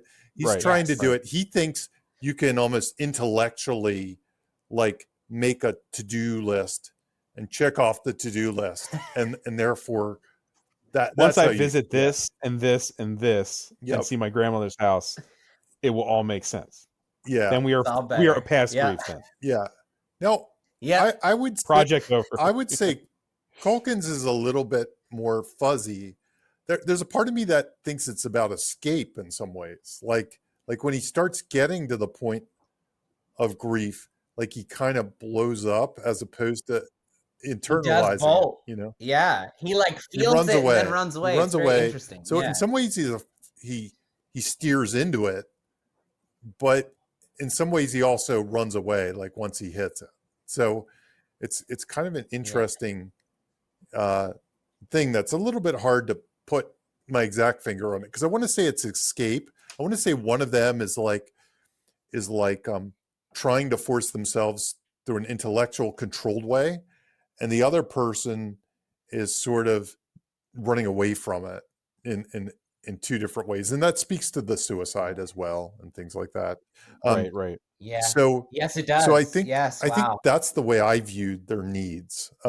But like I said, Yeah, You could also it has some Jamie. You know what it was remind? Go ahead, Bob. Oh, Go I was back. going to say you could also argue that Calkin's character runs toward it as much, like as even as David is. He's going like he goes both ways. He almost wants to confront it head on and feel everything all at once. Sometimes he's not trying to escape. And then, but then with the statue He's scene, completely avoiding it, and then it, he's also right? completely like, let's feel it all right now in this moment. It's like both running away, running towards. Yeah. But you know what? It reminded me of the movie itself in this aspect of it. It reminded me of Midsommar, because in Midsommar, she's a character who is desperate for someone to be emotionally available to her, and someone who is okay with her expressing her grief. And everyone in her friend circle doesn't want to hear any of that, and they don't care about that at all. And here she is brought to what is the worst place for everyone else in the ensemble, a place where vulnerability and expressing your grief is encouraged, and in fact, like a part of their culture. And this somehow there's a lot of talk in the movie. The topic of oversharing is mentioned 3 times in the movie. People express shame for oversharing. I'm sorry, I'm oversharing. I'm sorry, I'm oversharing. And it's something to do about that, about vulnerability. And I feel like what we see in David, what we do see, if we see any growth, is that he actually does become vulnerable in key moments in a way that he definitely wouldn't have been vulnerable in key moments when we meet him at the start. And that has everything to do with being forced into a closed environment with these characters, this ensemble, who are all being vulnerable in different ways. Or in the case of that second generation man that I talked about, who's like, you won't find any suffering in the back of the train. That guy's not being vulnerable at all. In fact, every time any mention of his family is talked about, it's his wife talking about it, not him. That was very intentional, right? Like, his grandfather did this and his grandfather, and he's not saying jack shit because he doesn't want to feel That guy's any on of a that vacation. suffering. He's just seeing sights. And that's part of the ensemble assemble, right? He's another He's just seeing history sites, and there's not he's not feeling them. So Jamie, right. Yes, and so Jamie, I don't know what the answer is for need, but it's got something to do about that. And you feel some all of it that. is almost control. Like both of them think they can control it in some ways. They have a handle on it because even because Jesse Eisenberg's character is definitely controlling of it. But his cousin is also like controlling in a weird sort of way that he steers into it. He steers away from it. And it's kind of like he's actually trying to control everybody else's emotions. Yeah. It's sort of manipulative in some ways. In some ways, he called him manipulative in that quote. Yeah, I mean, and that's constructed true. Like that. And so I feel like that's what it is. It's like, as opposed to maybe the need is, grief isn't something you control. Grief is something you have to kind of take a journey through, or so, you know what I mean? Or let it come to you. It has to come to you, and you can't avoid it, but you also can't like think you are managing it either. It's something that there's something you have to connect with and deal with and process and all those things, and neither of them are doing it in a healthy way. Instead, they're doing it in a controlling, manipulative way. With that quote, though, I would say that there is an interesting takeaway from the movie, for me at least, is that, I mean, Benji changed people in that group. I think he changed Marsha, and I think he changed the tour guide, and I think he had an effect on everyone. Yes, in a positive way. And David, I mean, as we see with the goodbye, David's just, see you, dude. Like he literally, it's supposed to be funny. It's really funny, but because he's just it's so obvious. But he's completely unremarkable, ineffectual. He didn't do anything. So it's like, while I know Jesse Eisenberg is saying which one is more healthy, there is something to be said for how Benji is and how he affected the world around him. He actually, I mean, look at what he did for that tour guide, and what that tour guide's going to take with him on the rest of his tours for the rest of his career. So I don't know. You know what I mean? I know that he's saying that one isn't healthier than the other, but there's something to be said for being open with your emotions and out there to the world. I don't know. That's just my own little takeaway. I'm not trying to subvert what he said his intentions were. No, But no, Benji no. did make a positive Yeah, mark but on that group. They won't forget that guy. Mhm. absolutely.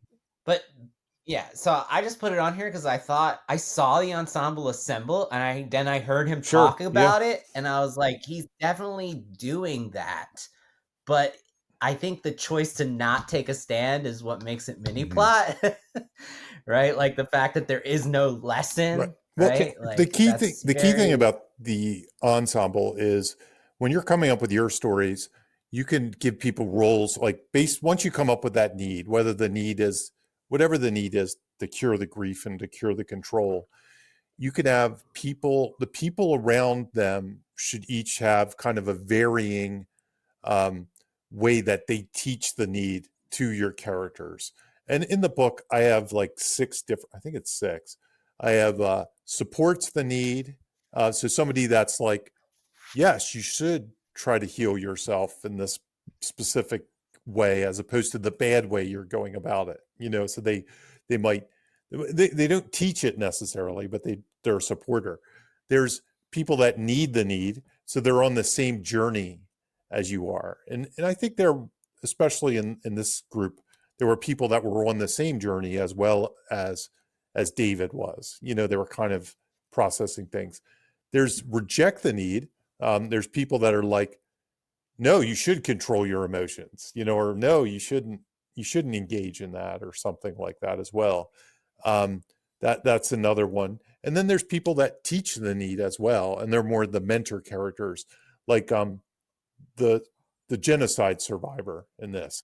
I think Right. yes. I felt like he was kind of the the mentor. mentor. He Yes. teaches the need, So each of the characters have different, ways they're going about the need, or the same thing.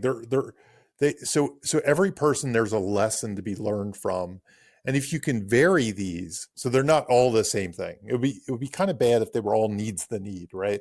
But if you have somebody that teaches it, somebody that rejects it, somebody that supports it, and you base your characters off of these, then your characters' interactions with them, the scenes with them, are actually promoting the character arc that goes through the story. And in this case, I would say Benji's like a tragic arc, in that he could have learned something, but he just is stuck kind of the way he is.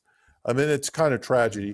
Where I do think, I almost brought up Yeah. tragedy. where I do yeah. think David learned something. I think he's different in the end than he was in the beginning. Like, even if it's just understanding for his cousin or something like that. Sometimes just understanding that you can't change. Yeah. That's what he learned is in a weird way. Yeah. It's an oxymoron of a lesson, right? Right. And especially for somebody like him that's trying to kind of project manage his way through life, he might learn, his frustration over his cousin might be that he can't control him, or he can't figure out why he doesn't live a, project manager style life or something like that. And by the end, he just realizes, and maybe he sees the things you mentioned, like he did change people for the better. There is positive in the way he is. It's not all just I think he definitely sees that because of the restaurant thing. Yeah. He definitely sees how Benji affects other people and doesn't get it. Yep. How can a guy be that messy and actually people are drawn to him and learn from him? Doesn't make sense. Yeah. I was going to say, as a transitional element to the next point, when we leave the ensemble of the group in this movie, I was actually sad.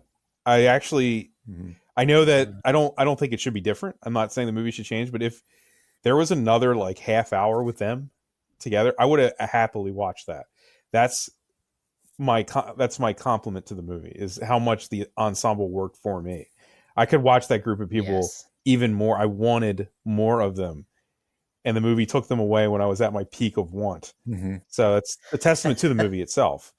And that, I think, and that I'm using that as a transitional thing because of spoonfuls of sugar humor to make thematic medicine go down. They're very funny, but they're also extremely a charming group of very substantive people, characters.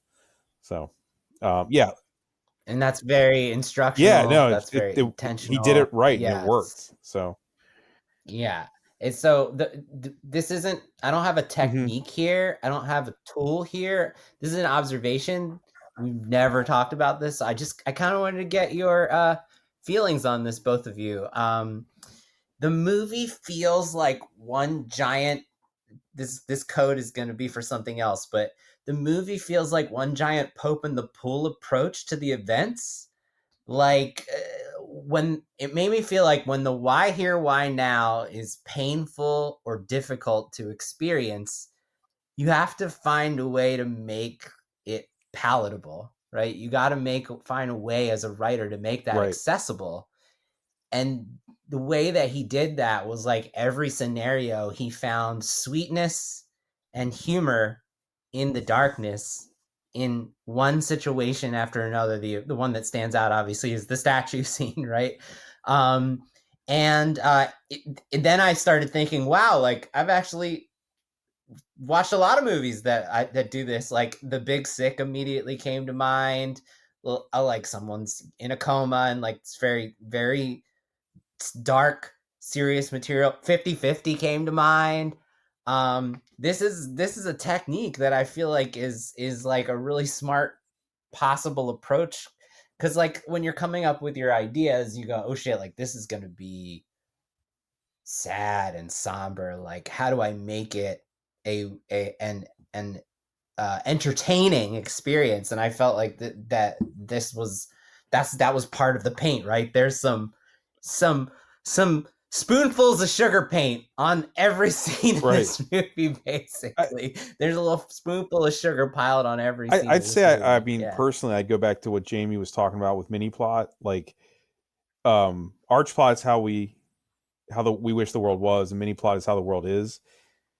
I don't know about you guys, but you know, if I'm going through some grief or something that these characters are going through, like if I was visiting something like that, I have to make jokes.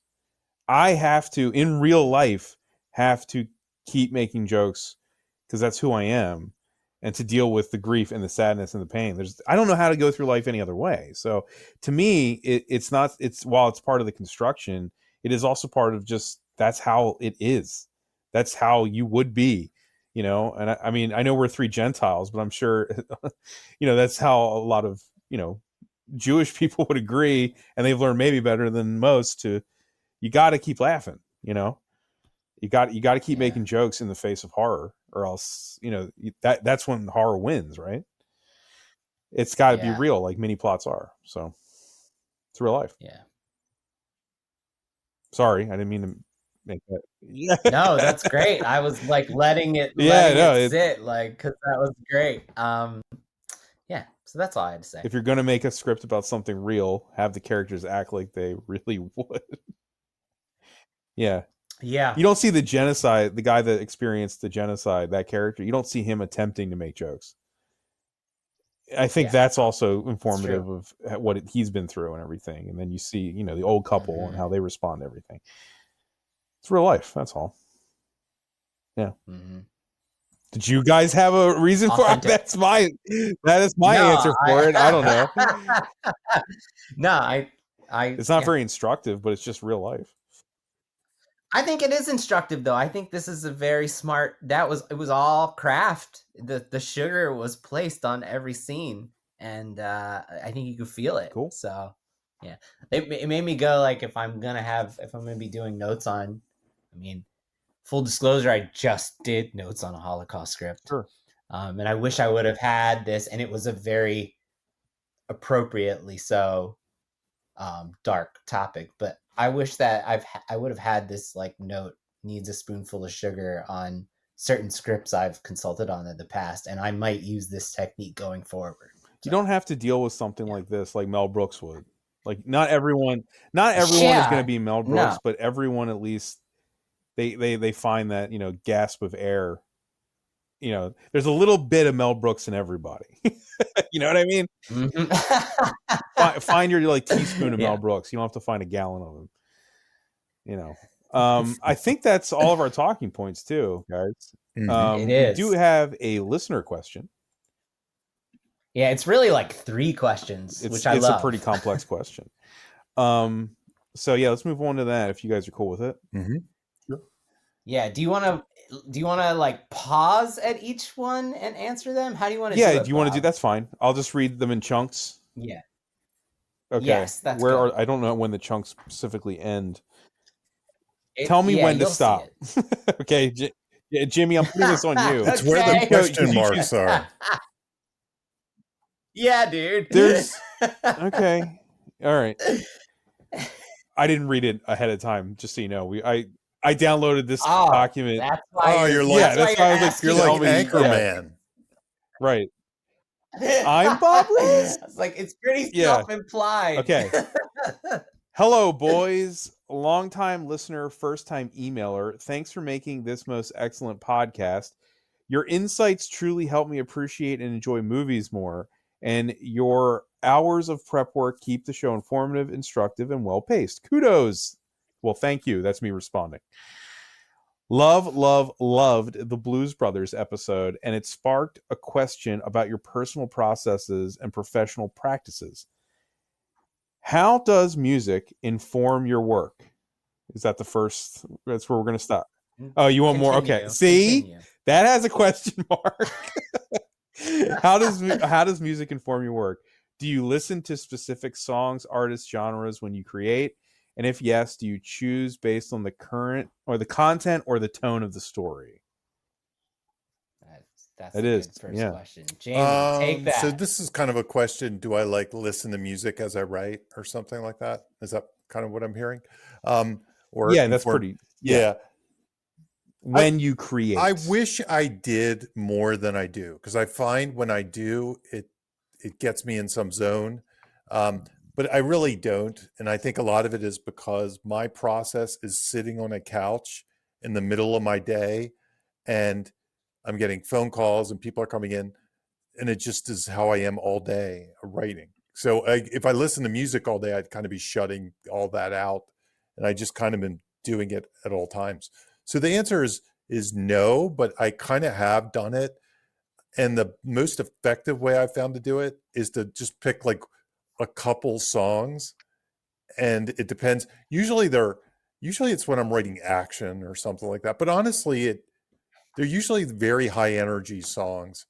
Even when I'm writing like a non-high energy scene, it just pumps my energy up. But I found if I a select couple of songs over and over and over again, for me, works better than like a whole genre of music or something like that. cool. Jimmy, you got an answer for this one?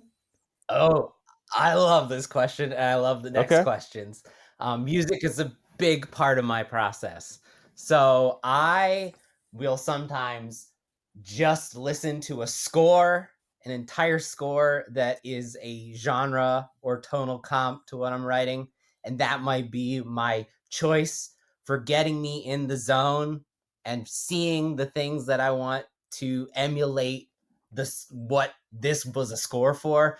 Other times I will do character playlist. So if I'm writing, because we don't talk about this much on the show, but I actually don't write linearly.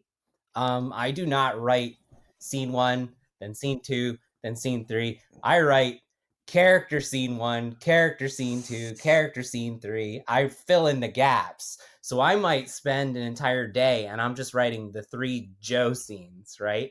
And so I will make a Joe playlist. I will give Joe a theme song that I've actually, this coming up with a theme song for my character has sometimes helped me discover the character and write them better. So I make a character playlist, and if I have a scene that I know the vibe of the scene, I might just make a scene playlist, right? So it's like 2-3 songs, and then I even make a sequence playlist. So I use music a lot in my process. I'm always listening to music, and very specifically curated music to get me into the tone and mood of what I'm writing. And I think that it could help you, if you're not feeling it, find the music that Say it, Jimmy. makes You want to feel say the it. word So vibe. You just don't want to say the word vibe.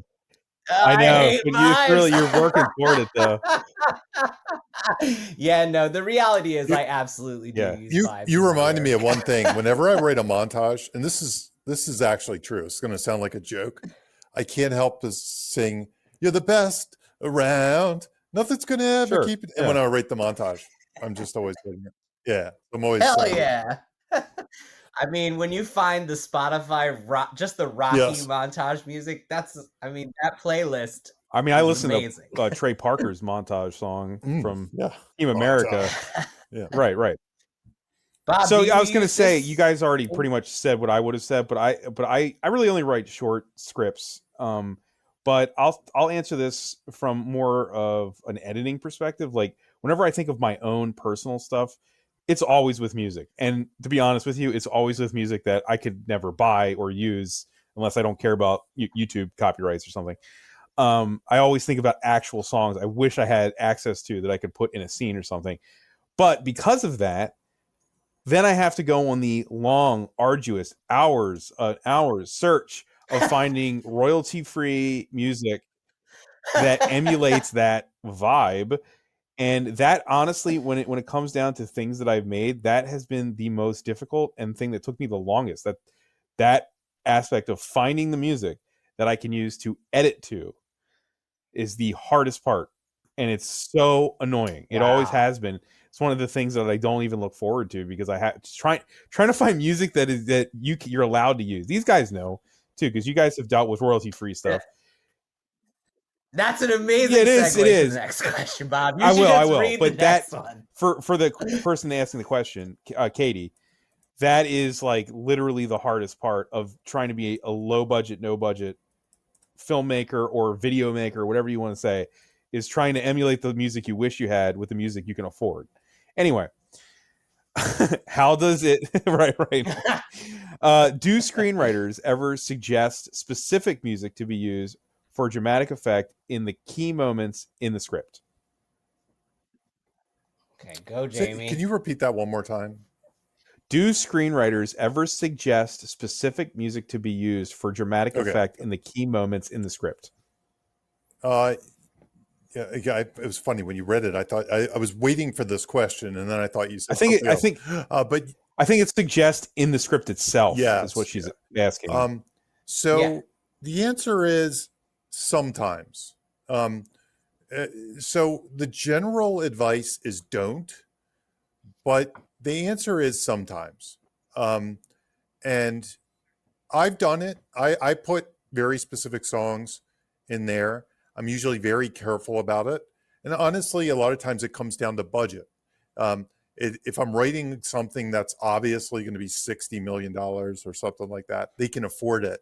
But if I'm writing like a Blumhouse horror movie that's going to cost $3 million, if you put 2 songs in there, that's like half your budget or something like that. Michael Jackson's Thriller, right? Yeah. I mean, literally songs can be anywhere from this is no lie. I mean, the lower end hits can be about 50,000. There's different rules about the uses of them and stuff like that. And how, like, are you going to use the actual song and performance? Are you going to have somebody else perform it? And there's all kinds of ways to mix and match this stuff. But if you look at like the numbers, it's in the 6-figure range to pay for like a short needle drop. Might be $250,000 to $500,000 or something like that for a very popular song that everybody knows. It can be very expensive, and to kind of presume like that you're gonna have the budget to just do that. Like when I watch a TV show and there's song after song after song, I'm like, they're just showing off. They're just like, they're just showing you that they spent $2 million on songs. And some of them even have like let's say Sony TV made it. Maybe they have a secret in with Sony music and they get right. kind of a cut rate or something like that. So going back to it depends. The reason people say don't do it is because it does cost money. And sometimes you might not get approval for some reason. So that's why people say don't.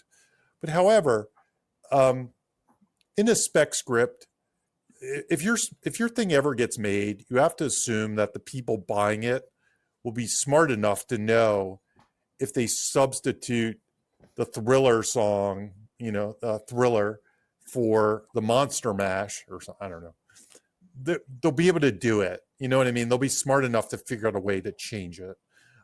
So if it really does say something about your script, if it's important to your script and your budget supports it, like if you think the budget supports it, I think it's okay to do it once in a while. I wouldn't do it. I wouldn't overkill it. It's one of those things that the rules say don't do it, but you can break the rules if you want to. And that's kind of where my mind is. I have a lot to say about this. What I love about these three questions, the question that's going to come after this too, is Katie might not know this, or maybe she does. I don't know. But this is actually a hot debate in the screenwriting world about whether to do this. And we haven't ever, I don't think we've ever talked about it in 130 episodes. So it's awesome to talk about it, hash it out a little bit, because a lot of the times when it's specified in the script, is the director is the writer. So for instance, like when it's specified in the script and they get away with it, to Jamie's point about the budget issues, it's usually the director who's making those choices when they wrote the script, and it's like very important to them. It's like some of their it's like their rider, right? They bring into the experience, like, I'm not doing this unless we get this song, right? Like, and they actually like fight for it. So like Tarantino is always putting those needle drops that you hear in the movie in the script. So it'll say cue and it'll say the exact track. And in this movie, there's 15 music cues. So every single one. So in A Real Pain that we just talked about for 2 hours, the script itself has 15 music cues starting on page 1. So Jesse Eisenberg wanted this music to the point that he put every single song in the script, wrote it on the page.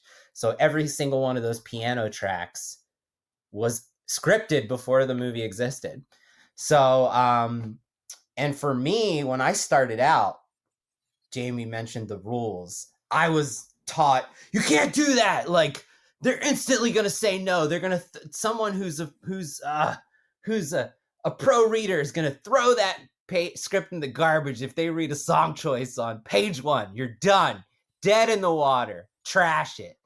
And then over time, I kind of think that's bullshit. And I think that if you have a song, Bob, it's going to capture the vibe of the scene.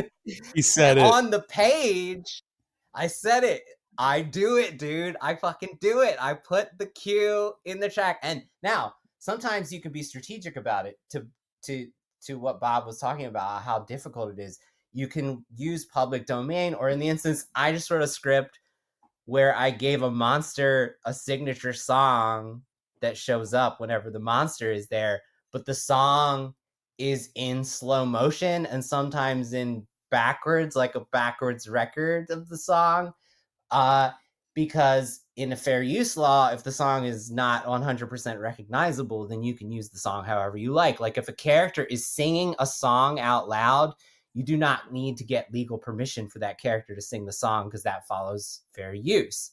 So my partner and I, Chris, that I worked with on many movies, we toiled around whether to put Happy Birthday to You and What Happens Next Will Scare You, one of our features.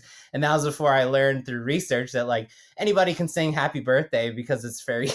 Right. So, like we were like, how are we going to do this? It's a birthday scene and they got to blow out the candles. How are we going to do this without using Happy Birthday? So anyway, so that's another strategy. No, right? you have to put for he's a jolly good fellow. That's what everybody would do. Yeah. So you can change the way the song appears in the scene so that it will fall under fair use. The other thing is the public domain choices. So for instance, I wrote a Christmas script for hire, and I thought this was going to get me in trouble, but I didn't care. I was just doing it. I was trying to capture the vibe. Right. Bob. Right. And I made a master list of public domain Christmas songs that I could use, and I looked up all the legal sites to corroborate that. And every fucking scene, I put the Christmas song of choice in that scene, because I was like, I don't care. We're using it's going here. And the 7 producers never said a goddamn thing about those music cues. So there you go. The one story I want to tell with this is I once had an idea because I wanted to make a dramatic short that was going to be me totally being serious and make a dramatic short. And I asked my friend Mike, who is not actually Mike who knows Katie, another Mike who's a musician. I was like, if I make a short that's very serious, but I need like 5 songs, could you make all of those songs? And they would be essentially the exact same as real song, like real quote unquote from real, like, well-known artists. And he said, why? And I was like, well, under parody law, I was like, Right. You can make, if you just remake all those songs, but if we add the word fart in all of them, Yep. I was like, I want to make a dramatic short that has not even a slice of comedy in it, but all the songs are popular songs with the word fart in them. Like they're all just the fart version. I remember this is like 15 years ago. And he was like, I guess it never happened, but that was my attempt to do that. And I wrote the script and I said, so the fart, and it would say like, cue the fart parody of, of Michael Jackson's Thriller, right? Right. It'd be Michael Jackson's Farter, And so like, that was my attempt of writing it into the script and saying, I want to use these songs, but I want you to remake them as a parody version. And the whole thing is that none of the characters are going to ever act or notice what these songs are. It's a weird idea, but I'm just saying I wrote it into the script when I was younger, and I was like, I wanted a fart version of all the songs. And that's an idea that's born out of just the fact that I can't have those songs, right? Jimmy, I don't think what you said though, actually, like, I don't think if you sing a song, you could get away with it. Like if I sing Thriller, I can't get away with that without getting dinged. But if you adding the sound of farts. Yeah, no. Adding a parody. The lyrics to be about farts. No, I'm not talking about parody. Parody is parody. Oh. I'm talking about like you can't just sing Thriller in a thing or you'll get dinged. No, because the copyright lays with the original recording. Right. So to your point about Happy Birthday, like I don't think you're allowed to do that. Now, here's the thing about Happy Birthday. Happy Birthday in I think it was 2013, and I don't know when you made your movie. Somebody challenged their copyright claim because I think the Happy Birthday melody was stolen from another song. Like, and I remember reading about this for the same reasons you were worried about it. And basically it became public domain because the judge said because they took some other melody and applied their song to it, it couldn't be owned by anyone or something like that. So I remember I think it's the movie The Endless. I think, have you guys seen The Endless? Mm-mm. It was on Netflix for a while. No. They use new versions of House of the Rising Sun, instrumental versions and stuff. And that threw me on because it was such a low budget movie. I actually went on and I learned that. So the original House of the Rising Sun, the one that we know, is actually copyrighted. Okay. But like that version, you can't put that version, like the one from several movies. You can't put that version in your movie. But the original song and notes itself are actually in public domain. Right. So you can use any. If you can have that, if you watch a lot of indie movies, every now and then you'll catch a new version of House of the Rising Sun by the filmmaker's friends or whoever, because you're allowed to do that, but you can't use any recorded version. Just like just like with classical music, I can't just use a recording of like a certain symphony's recording of Beethoven because that recording is copyrighted. But if I wanted to record Beethoven on my computer and use it, that's okay. One of the most, does that make sense? Yeah. It's so, yeah. One of the most eye-opening things about all this, I remember one time one of my films got in production, it got to a certain level, and E&O insurance came into play. Okay. Yeah. Yes. Oh my God. Whereas like with my independent stuff, a lot of times they didn't even bother or whatever. But once E&O insurance comes into play, which is errors and omissions, right? And it's basically an insurance company that says we'll take on, if you get sued for copyright issues, we'll take it on. That's the insurance in some ways. But what they do is they go through your script and they analyze it for every risk. And if you have a risk, they basically they either put a price tag on it or they say, we will not cover this risk, right? So then the producer has to decide, do I want to just roll the dice on this, like this copyright? So what happens is, even though a lot of the things we're saying are covered by law, like your fart thing, like E&O might say, I'm not covering that risk if you get sued. And the producer will say, well, even though we're within our rights with the law, we're not covering that. So you got to take it out. And it happened to me. So, because I was on a low budget, but high profile studio project. And like, I had things like Einstein. And like, I said, what are you, a bunch of Einsteins? And they were like, we won't cover this. The Einstein estate might sue us. And while Quentin Tarantino would just be like, screw it, we're not going to get sued by the Einstein estate. On my level of production, they're like, well, if we get sued, we'll go bankrupt, So we're not, take out Einstein. We don't have the money. I think I had like Vulcan neck pinch or something, which is perfectly fine to use. You can reference things. But the E&O insurance came in and said, we will not cover Vulcan. So they made me change it. And it was all kinds of things like that. It was a lot of little like reference. But the Einstein estate, just for me saying, hey, what do we have, a bunch of Einsteins in here? I had to change it. So. God damn, you're unlocking a wave of conflict I've had in my past movies. Bob, let me tell the one. Neither of you have probably ever heard this story. It's not like a secret or anything. But Call Girl Cthulhu, which is the biggest movie I've made, which was only a $40,000 budget movie that I co-wrote and co-produced. But I was basically like the unit production manager. I was there. I saw it. Yeah. So, dude, we got rejected by like every insurance company you can imagine for one thing in the script. And it's because one of the characters had a bird. We had people on motorcycles. No one cared about that with the insurance. We had like insane things happening. Dangerous situations for actors, very risky stuff for the budget that we were doing. But no, none of that mattered. Every single one of these companies said no because one of the characters had a pet bird. This is before you filmed? And This is before we filmed, and the pet bird was important. It mattered. That's why we put it in there, and that's why we kept it. And we finally found a company that no longer is an insurance company. They're called Fractured Atlas. And I don't know why they no longer offer production insurance. Maybe because they didn't care about this stuff and took on risk like this. I don't know. But we finally found there was only one company that would insure us if we, and didn't care if we kept that bird in. But like every one of these other companies were like, we'll give you the insurance as long as you take out that bird. That's nuts. Isn't that insane?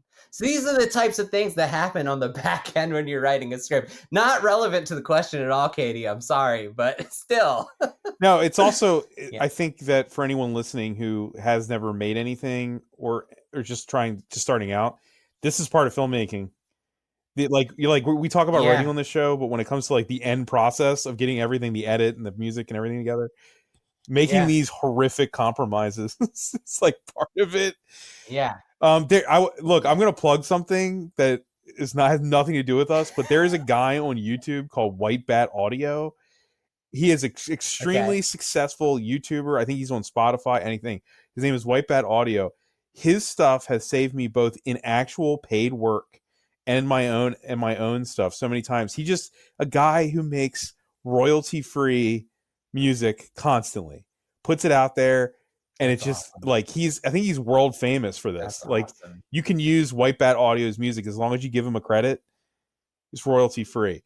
The fact that I am plugging this guy and I know who he is, and I know several people out there who are editors know who he is, shows the effect he has on this world. And shows the problem that this is for a lot of people. Like when they make their movies, like, hey, I need 10 seconds of a techno song right here. You could go right to his YouTube page and and grab. There's literally thousands of hours of it for free. That's awesome. You know what I mean? So I'm plugging White Bat Audio because literally this problem led me to that guy being one of the most, I don't know, useful resources I've ever had. Because of that. Wow. Because yeah, you can ask your friends who are musicians, but you're also, then you got time, you got to wait for them to write it and everything. Sometimes you just need to fill in gaps, man. And you don't need the legal ease to go with it, right? You just need somebody to go, use it. It's fine. I don't care. So yeah. But back to the original, I want to say one go more for thing it. before we move on. I want to caveat everything I said to say that yes, I am a fan of highlighting music cues in your script, and I think that if you want to do it, you shouldn't be afraid, but you should also understand that there's a 99.9% chance that song is going to change by the time it gets to production. Just use it to capture the vibe of the scene and understand that it's probably not going to end up being that song. And that's if you're trying to pitch it somewhere, you're trying to sell it, everything. Yeah. Yeah, you're putting it's for spec. Yeah, if you're writing it for yourself, you can do what I do and just write something like something like All Star, or something. I don't know. Yeah, Funny enough, I've actually written in a script before. Think Michael Jackson. Oh, really? That's Thriller. Funny. Like in the action line, a song in the vein of Michael Jackson's Thriller plays. The next one, Bob, I think you should. I was going to. In red and blue. Just read the whole thing. And then okay, last point. Yeah. Last question. Do you have thoughts about what does or doesn't work in terms of commissioning new music specific to a movie? Some examples: Ghostbusters, the Ghostbusters theme by Ray Parker Jr., Back to the Future, Back in Time by Huey Lewis, Titanic, My Heart Will Go On by Celine Dion, versus taking a song and irrevocably linking it forever to a film. Some examples: Shrek, All-Star, Smash Mouth, Pulp Fiction, Misery Dick Dale. I'm sorry, I probably said that so wrong. Dirty Dancing, I've Had the Time of My Life by Bill Medley and Jennifer Warnes. Thanks and keep up the great work, Katie. Thank you, Katie. Sorry, that's really a long, but she's basically asking, what are our thoughts on a movie doing or having a music written for it versus a music trying to irrevocably link an existing song to it? I mean, this is just an opinion question. It's really not. Well, it's also a budget because question. I do wonder. I do wonder if there are people scripting stuff, who are thinking about this, right? Like they want their back. They're like, okay, it needs stories, premises that might need your Ghostbusters theme, right? Like Ghostbusters without the Ghostbusters theme, you need that, right? So there are some things where you need to write the original song, it's not a musical, it's just it's basically there are certain stories where a theme song is inherent to the story as sort of a joke, but totally true and applicable to my being part of the show. I used to always say that my favorite movies are movies that have a song with the title of the movie in the song. If you want to know the kind of movie I like, that's usually the kind of movie I like. They had a song written for the movie, a theme song, if you will. Well, Jamie, let me ask you, on the wavelength of this question, do you ever write, for instance, to her point, Singing in the Rain and A Clockwork Orange? They take a song that is recognizable for being dramatically one thing and then forever change it based on how it's used in the story, to the point that forever, when I hear Singing in the Rain, I think of A Clockwork Orange. I don't think of the guy. I don't think of him dancing on the streets, And so, do you ever do that in your scripts when you're writing? Do you ever say, I'm going to choose a song here and put it in there because I know that it'll be perfect for this song? I will subverting it for this scene will be perfect. Remember, she's also asking what we view as work and doesn't work too. Yeah. Yeah, probably. That's true. I can't remember a specific instance, but I've done a little bit of everything. So I probably have done that. There's probably some script I've done that with. I really think it falls into the same category as the thing we talked about last time. It's you can do it. It's probably sort of against the rules, but if it works, it works. So yeah, probably. I personally love the strategy. I do it all the time. I love when movies do it. It's one of my favorite things about cinema. What do you mean? Like, I Writing a song actually for the get movie, or when a song is brought into Oh, the okay. into the scene, and it's made forever. It's forever changed by the movie and by the way the movie chooses to use it.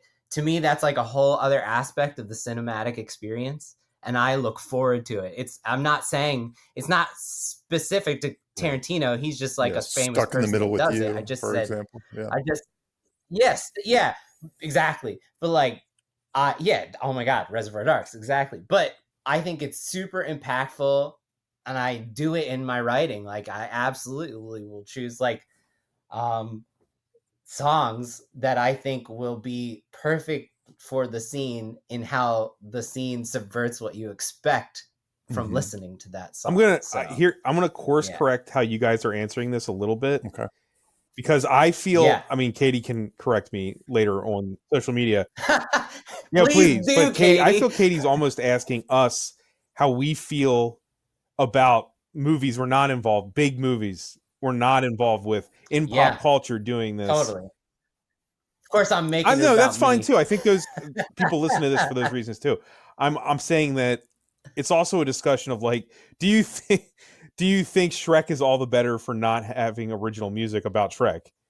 Or do you think Shrek using Smash Mouth works better? I think that's what she's kind of asking. And I think I grew up in a time where they used to do original material a lot more than they do now. Now they hardly ever do it. It seems like. Right. I can't think of too many movies that got, with the exception of like a musical, like A Star Is Born and The Shallows or something like that. I can't really think of too many movies that are like Star Wars, nothing but Star Wars, blowing up planets. Well, for me, I mean, I literally that's a Bill Murray. I feel like I'm gonna unlock so much. For me, I mean, I talk about this almost every time I watch a hit that comes out now. Like, it's missing from the equation that we grew up with because we're all old on this podcast. I mean, the theme song and the music video, it was a part of the package. The movie's coming out. The soundtrack is going to have 3 or 4 tracks that are specifically written for this movie. You're going to see 2 or 3 music videos that have a story of its own, but also work in clips of the movie and subtly reference the movie. And that song's going to be a hit on the radio. And when it hits in the movie, you're already going to know it, like Men in Black. You're already going to know every lyric. And some of you might love it so much, you'll be singing it in the theater, even though you haven't seen the movie yet. So it was such a big part of the movie going. At best now, I think it's. I'm sorry. At best now, we get the post-credit Celine Dion song. Kind of. Well, in that vein, I was going to say Taylor we Swift. kind of only get it now as a joke. Like yes, Deadpool 2's Ashes to Ashes with Celine Dion being a parody of her doing Titanic. That was incredible. We got it. They did the video and everything beforehand, but it has to be for comedy because movies kind of don't do it anymore, right? Like I remember back when Pineapple Express came out, and the big story was Seth Rogen got Huey Lewis specifically to record Pineapple Express, the theme song, and he said, make it like Back to the Future. And that was the whole point of that theme song. That was like a huge thing for me and my friends back then. Like we all thought the Pineapple Express song was so awesome and the fact they did it. But in essence, that's also just kind of a parody too, right? It's kind of a style parody of that. If you guys remember the Pineapple Express song, right? Mm-hmm. Okay. Yes. But like serious movies don't do it anymore that I can. I'm probably, unless it's a musical. Aside from a musical or a Bond movie, what was the last movie you could think of that had a theme song? There's a lot of movies I wish that I loved had theme songs, like Bullet Train or something had like a Bullet Train song. This is a question for the listeners that they made it this far. What's the last one? What's the last theme song they can remember? Give us a date and a movie. And we're not talking about scores. Not I scores. mean, like no, like a song. No, not at all. We're Yeah. talking about what Katie said. Original music that's like a radio pop song or an indie song, like some Elliott Smith for Katie. Good Will Hunting. Because there's some original compositions from Elliott Smith for Good Will Hunting. Not just for that, right? His regular songs. Katie, yeah. Like some you want to know how bad my yeah. taste is, Katie? Is that it's not just songs with the title of the movie in it. I love movies where they describe the plot of the movie in the song. Like Turtle Power, Dude, like Partners in Crime, where they do, or like where they attempt to describe the script in the song they're singing. If that happens in a movie, it's usually a movie I love. It's like, Oh, I love it so much. I miss it. It can only happen with comedies. I think it can't. I don't think Hollywood would do that anymore. Yeah. God, a real pain. Yeah. God, right. remember the rap song Dan Aykroyd and Tom Hanks did for Dragnet? Right. Yes, really bad. I love it. There's also a rap song. Do you think that's what inspired Tom Hanks' son to become a rapper? That's what I also love theme songs for movies. That was the last one. I just want Katie to look up this stuff and be like, God, I wish I never asked this question. Look up the rap song for Police Academy 4, one of my favorites. Was Bobcat rapping on it? I bet. I don't think he is. Did what's his name do the beatbox? Did he come in and do some sounds? Yeah, no. Michael Winslow. There's definitely. I haven't listened in a long time, but God, Cyndi Lauper's. I mean, good. Once again, these are all comedies so too, many, so it's so like, many. Like, can you name But then again, Celine Dion did write original music for stuff. Yeah, sure. Absolutely, all the time. Yes. No, I mean, it made me think. What? Can you? Think Michael of Winslow like did the rapping on Citizens on Patrol. Yeah, it's called Citizens on Patrol. So. What?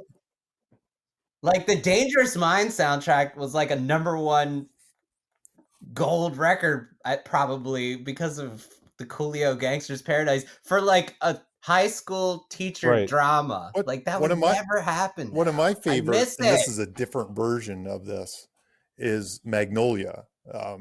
And just how they took all of Amy Mann's songs and just formed scenes around them. It was right. Yep. I mean, that's what is the ABBA? What is they've done that for plays too.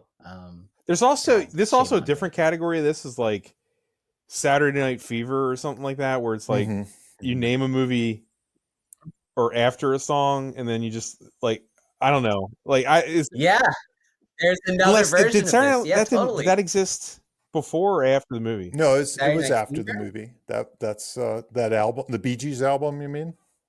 That was before. That was all the Bee Gees songs. That was for the movie. It was for the movie.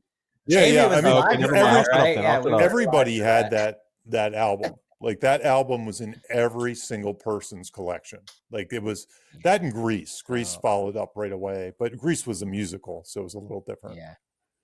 What about Dirty Dancing is kind of like that too. It's got like 4 or 5. Well, she references Dirty Dancing in her question, so yeah. It's all opinion. I love these questions. I love these. What about like Maximum Overdrive? Just a movie where you're like the entire soundtrack is just going to be AC/DC. Now they're not writing songs for the soundtrack. They're just like, we're just using AC/DC. Or Iron Man 2, who basically got AC/DC to write the soundtrack. Yeah. I don't know. It's all preference. I think the movie still has to be great for this to work. It doesn't really matter. I don't think the choice is affecting or anything, right, guys? I mean, the movie has to be everything she listed. Those are great movies. You know, or culturally popular. I can think of a somewhat recent big hit that did this very thing, and it was Adventures of a Teenage Dragon Slayer has a theme song. Jamie. Does that have a theme song? It does. It sounds a little Smash Mouthy or something like that. Oh shit! And it's kind of That's cool. awesome. Tell Is the it on listeners YouTube? what this is, because I think it's on YouTube They because don't my know. son organically found it one day and he was like playing it. He liked the music. I actually thought the music wasn't bad. I mean, for generic Smash Mouth or whatever, you know. Wow. They made an Yeah. original song, theme So song. Is it for called? your Is it movie. called "Enjoy That- the Ride" by Landon Smith? I don't think so, but it might Okay, be. never mind. Might be. But it is I like the love plot that, of it. dude. It's kind of like that plot version. It was like, you know, Arthur was a kid who lived in blah blah blah. Blah. And, you know, it says it's like the plot in some ways. It's and it's over Wow. the titles. It's anyway, go check No, it out. it's Go check also the entire movie. I don't know if it's legal or not. It's on Popcorn Flicks Kids go on check it out. YouTube if you want Go to watch check it it. out. Yeah. By the Yeah. way, that movie is a movie I wrote. Like, really, it was one of the first things I wrote, but it got made like back in 2010, 2008. I don't remember exactly when it was. It was in Redbox. I rented Okay. it from That's amazing. Redbox. Hell yeah. And the funny thing about that movie was I wrote like a $60 million movie and somebody optioned it and made it for like 200,000, but they made it with you know, famous people. Like it had Yeah. It was like half it the was cast basically of half Caroline the in the cast City, of Caroline right? in the City Like, because one of the actors from there directed it, Which and I then love Wendy that show. Malick was in it as well. But they made it for $200,000. So I was always really impressed by that movie because it had music and special effects, and they made it for 200,000 with these stars. And I was like, this is impressive. But most people just look at it and say, this is really crappy. Like what is the Caroline in the City people doing Aw. in this movie? But I was always kind of like impressed by what they, you know, I view it with a different lens. Like, oh my God, how did they Sure. pull this off for $200,000? It's like a miracle. But there's still kids that grew up though that it was like their favorite movie, and they'll be awesome. like, I love that movie as a kid, you know. So it is what it is. Hey, as a song. My favorite thing I've almost ever been a part of is nothing to do with me, and I made this short in 2018 called Time Microwave. You guys right been subjected to it. I love Time Right. Microwave And so much. honestly, like I made that, and during me editing it, my friend Mike was like, "Hey man, I got a present for you," and he wrote this like 80s metal theme song to Time Microwave that was trying to kind of recount the plot, but absolutely got it wrong or whatever. And when I listened to it, I was like, this is incredible. And it's like, I didn't even ask him to do it really. And it was the best thing I ever heard. And to me, that's the reason it's great is this one song, the Time Microwave theme song that my friend Mike wrote. So what can you do? I don't know. Sometimes that's all it's about is a theme song, just a good theme song. A lot of sitcoms are terrible, but they have a great theme song. Hell yeah. People don't watch DuckTales. They just want to sing the DuckTales theme song. DuckTales is great. I'm just kidding. Anyway, Katie, I think Katie wants us to shut up probably about it now. Yeah, we've all talked about our own projects and everything, so it's whatever. Katie, seriously, thank you for listening and being such a loyal listener and for sending us an awesome question. Yeah, I love it. I mean, I could if we did a prepared episode about theme songs, we could do like 4 hours. Say that King Arthur really had it made. There were dragons to slay, a princess to save, and no such thing as getting good grades. That's the song. That's pretty great. It's on YouTube. Is it the Landon Smith I love one? that you queued that up, Jamie. It's funny because it's in Spanish, like the title, so I don't know what it says.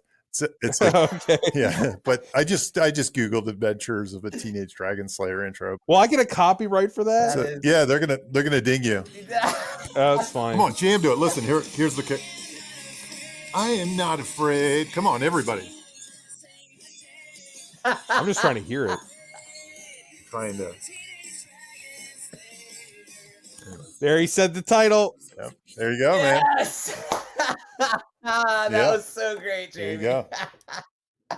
That's really the goal: is to write, If only I to could write make a script movie and that stuff, gets a theme song. Is there you go. When I saw this, I wow. went to the premiere. It was in Albuquerque, and I saw it like twice because they played it twice to a packed, like everybody that worked on it. So I was there, so I just watched it twice back to back. But I could not get that song out of my head for the rest. I was like, I am not afraid. You know, That's incredible. there you go. Gonna make that my Okay, ringtone. do it. You should have told us when we started the show. That could have just been this show's theme song, the Teenage Dragon Slayer. Exactly. Oh man. Okay, I think that's everything. Thank you, Katie, again. Mhm. Thank you, Katie. Yeah, I think we're done. All right, guys. I got Go one for it. plug before we get out of here. I just want to say a shout out to my client, Gigi Hawkins. I wasn't sure when the last episode was going to be released, so I missed the shout out before, but I consulted on one early draft of the script that eventually became I Really Love My Husband, which she and her team just premiered at South by Southwest, which is so awesome. And I've seen the movie. She sent me a screener. I love it. It's great. So seek it out.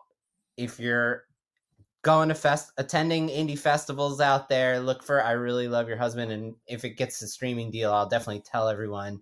But I mean, the whole reason we do this show and the whole reason, I mean, the dream of what we do and the dream of what I do at Script Butcher is to help the client eventually write something that turns into a movie, right? So that's the 8th time that something I've consulted on has become a movie. There's another one coming out this year.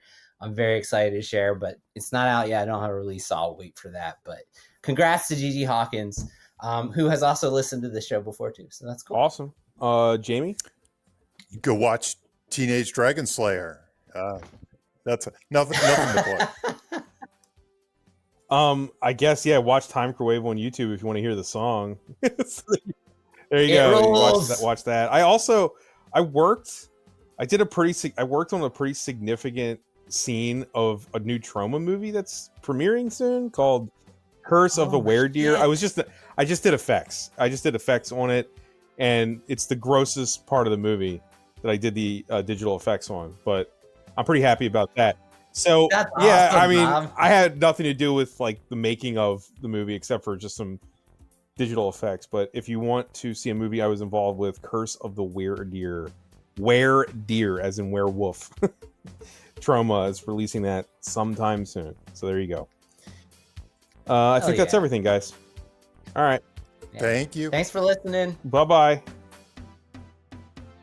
Hey, this is Bob Rose, and thank you for listening to Writers Blockbusters. If you'd like to financially support the show, please consider joining my Patreon. I've been producing the podcast for several years completely out of pocket, and I'd like to keep producing it ad-free and no longer at a loss. If you'd like to help, head on over to patreon.com/Bob Rose Sucks. That's right, Bob Rose Sucks. And if you want the one and only Jimmy George to help polish up that writing project you're kind of struggling with, head on over to scriptbutcher.com. As a listener, you already know he's the best there is, scriptbutcher.com. You can also support the show by simply sharing it or leave us a review on Apple Podcasts. We appreciate both. Thank you for listening, and see you next episode.